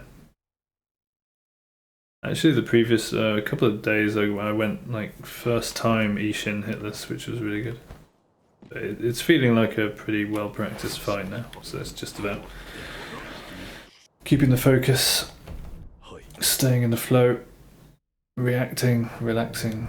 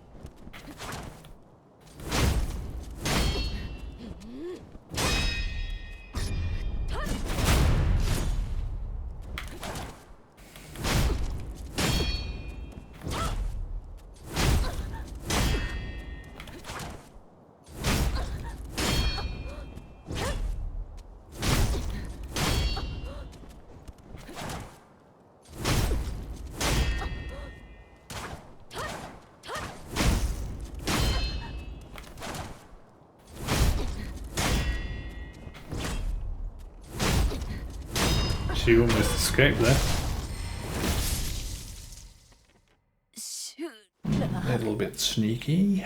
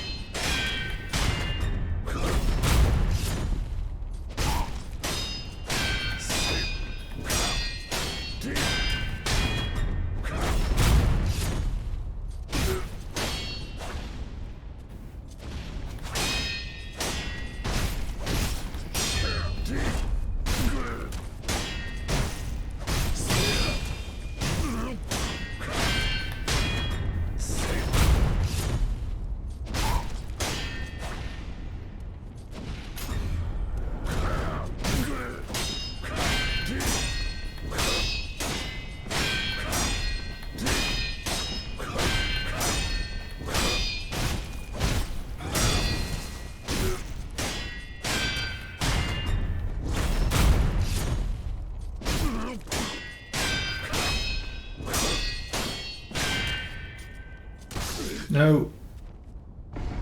Dude, why does he do that?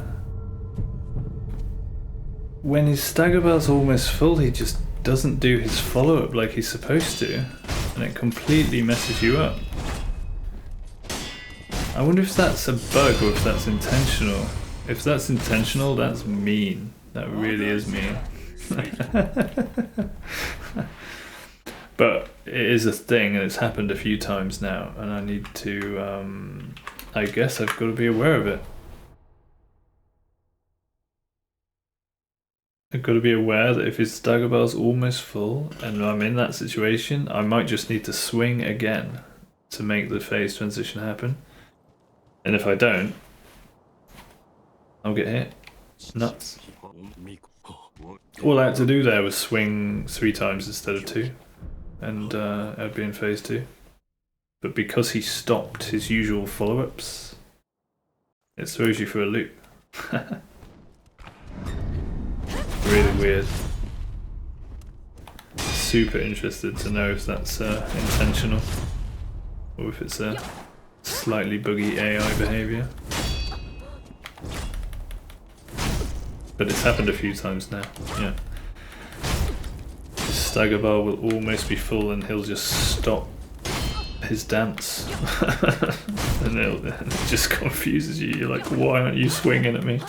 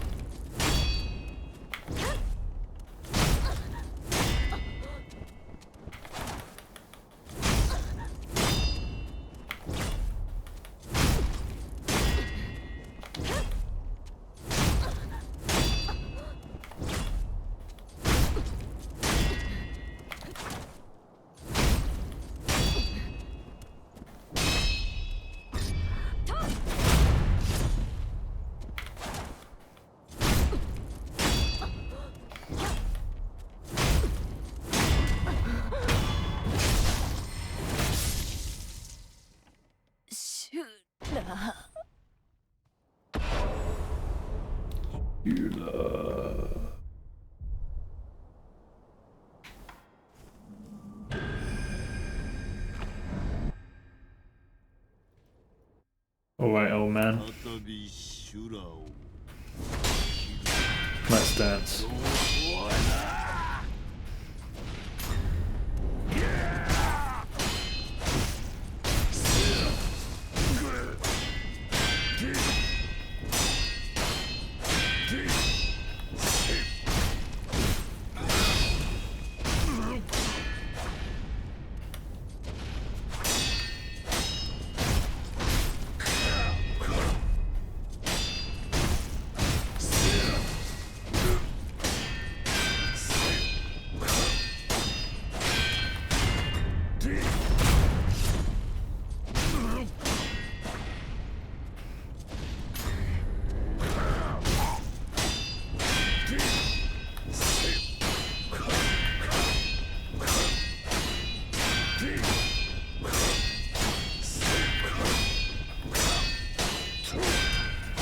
Fuck, dude. I knew I'd messed up the moment that came in. Yeah. I don't know, it almost feels like I don't need to complete it today, because I've obviously done it before. Well, I haven't got this whole run hitless before, but I've, you know, I'm doing well on this fight, and it feels like, I don't know, it just feels like a win already with the conversations I've had with people in stream this morning. Actually giving me some hope for this community. Hope for humanity. It feels like my heart and my head is still sort of in that pool swimming around rather than focusing on the game. So finishing this fight hitless just feels completely superfluous to requirements, as it were. But we'll see what happens.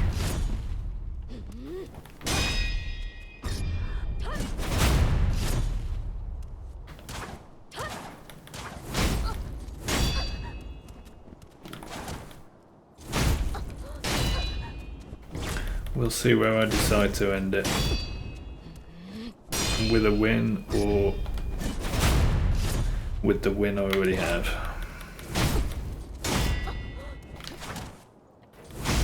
The much more important win. The win of human connection within the stream.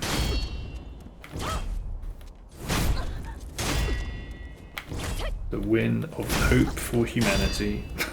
I think we can all agree that that's a much more important win than getting this boss fight hitless again.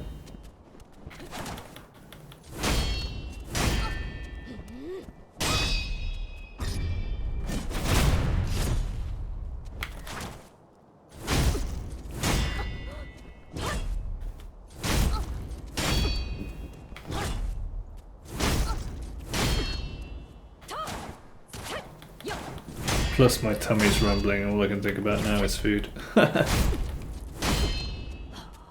guess getting up earlier means I'm gonna get hungry earlier.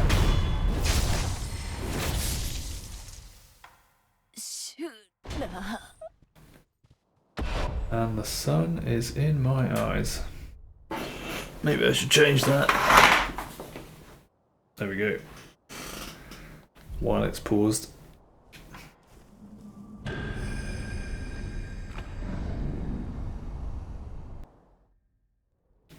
It's actually cool that you can pause this game.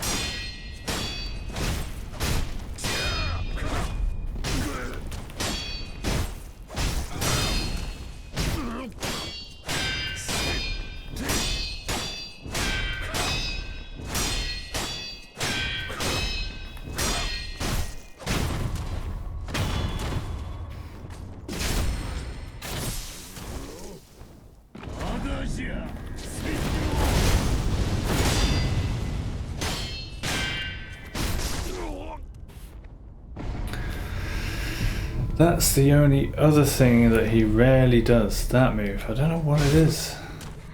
Wait, what? I'm dead. Not dead.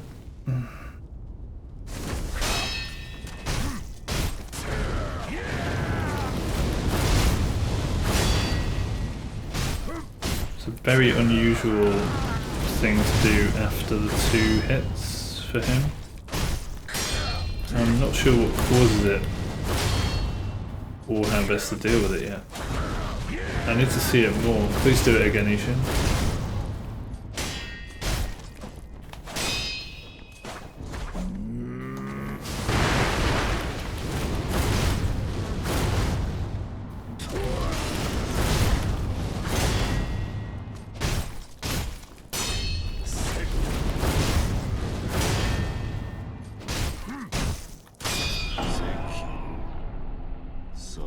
Yeah, that was a bad position anyway, and I was thinking about the other thing. Okay, we'll give it another attempt or 2. Opportunities for learning on Ishin. So there's the strange hesitation at the end of phase 1 if his stagger bar is almost full. I think it happens in phase 2 as well. That I've got to deal with by just simply attacking again, recognizing the situation and attacking again quickly to finish him off, or forcing what might be a turnaround hit. I don't know what will happen, but I need to test it. The other one is what just happened there, where he'll do like a side step and then sweep through me, which doesn't normally happen in the standard kind of rotation of strikes, shall we say. So, alright, let's try again.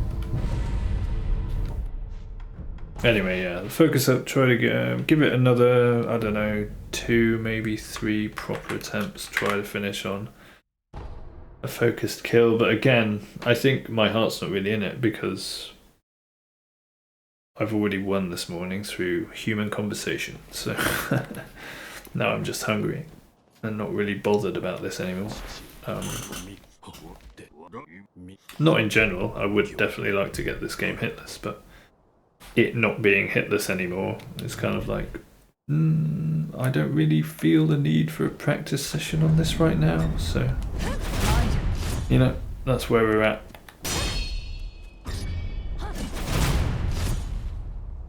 It's always nice to finish with a kill though, isn't it? Finish with a hitless kill.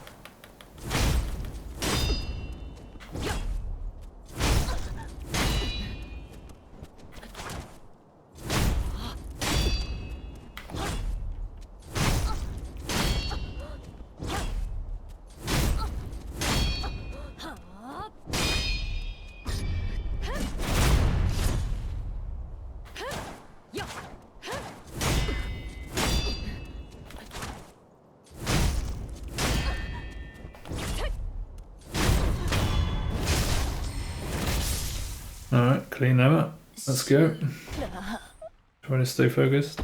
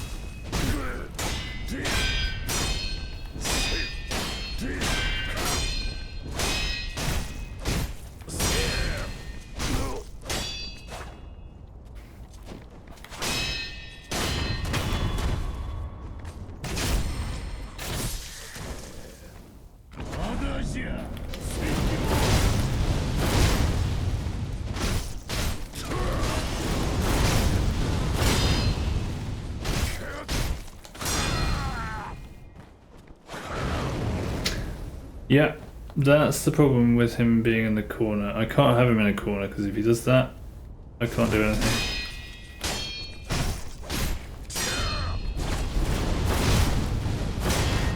Good. That's the third lesson this morning from Ishin.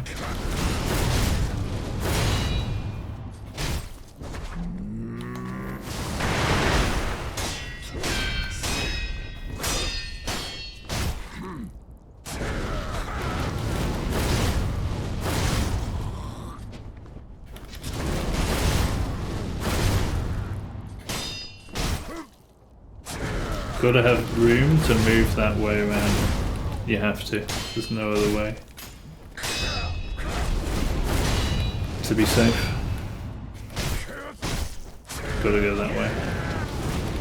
You can go the other way, but it's more risky. You've got to dodge the follow-up.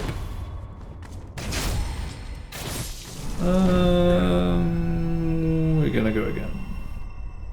Yep. We're gonna go again. I decided to be merciful. What can I say?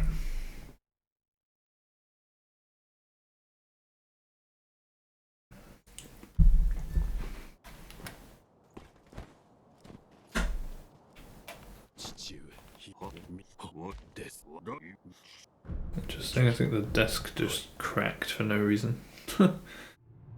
Strange.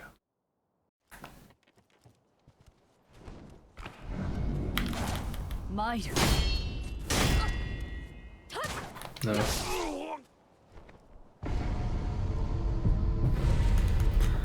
Oop.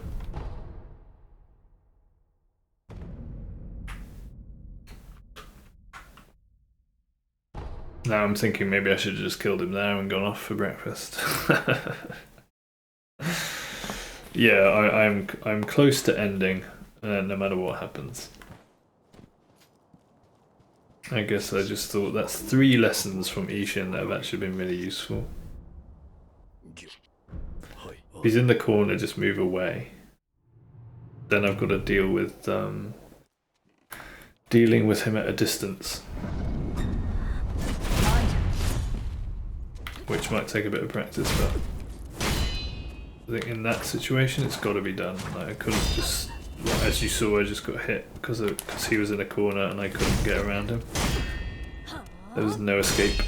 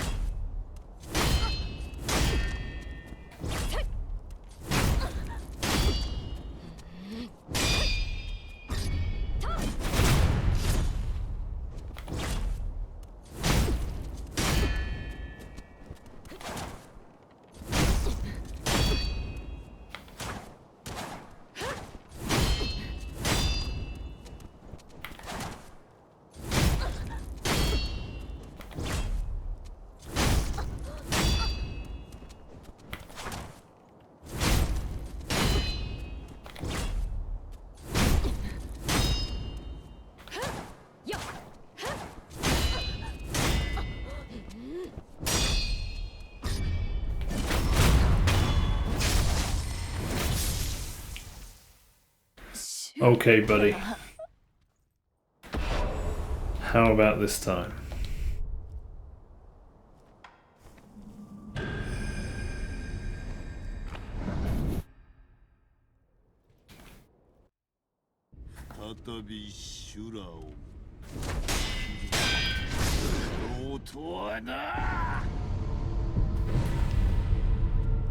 Shut up.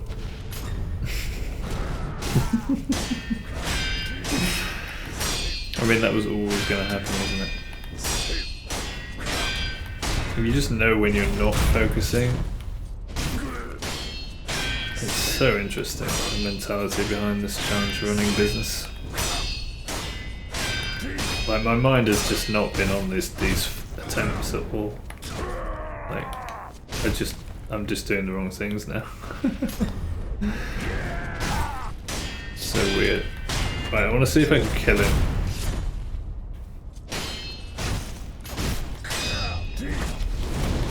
No, I'm not supposed to be doing mortal draws.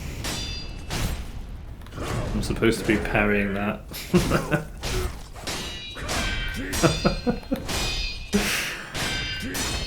My mind is in phase 2 and I'm in phase 1.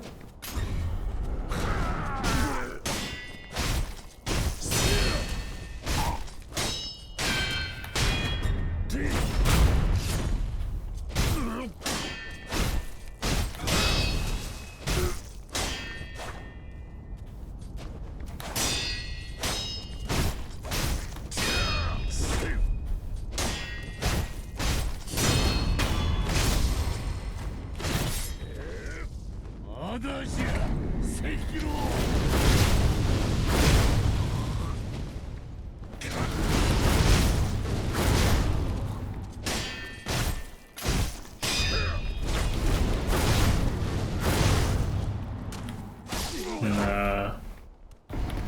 I messed up the jump there and ended up like away from him, which is a mess.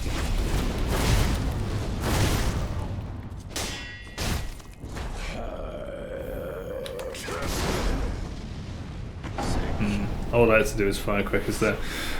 Okay, I'm gonna call it there because I'm just not concentrating at all. During that whole fight, my mind was on the kind words that Beach Demon said earlier about how, you know, my voice seemed to be, you know, good, and he thinks I can actually do this and build a community. You know, positive feedback from Scarlet as well, and food. And thinking about anything other than the fight that I was doing. So it's been a great stream for that reason. Actually having some positive signs that this could work. And I've got a lot of processing to do, thinking about that stuff. And that's happening. And while that's going on, I'm just, along with hunger as well, I'm just not focusing enough on the fights, and you know, I could have killed him a few times, but it's just not mattering to me at the moment. It's not on my mind. So I think it's a nice place to pause there. I'm gonna go get some food. Probably have a little workout, shower and stuff like that, and maybe I'll be back later with some Bloodborne or something. But the sun is out, so maybe I'll actually go outside because it's been a while. Apart from going shopping and stuff like that. I don't know. But I've got a lot to reflect on after this stream, and it's been positive. So that's, after yesterday's debacle, really good. And I just want to, I guess, absorb all of that for now. Process it. And see what happens next. So yeah, if anyone's there or watching in the future, thanks so much for watching. Hope you're doing well. Hope you have a lovely day. Take care of yourself. Be kind to each other. Stick with the community because we're going to change the world, I promise you. And the world's going to be a better place for it, including you and everyone else's lives. Lofty goals indeed. So, bye for now. All the best, take care, and I'll see you next time.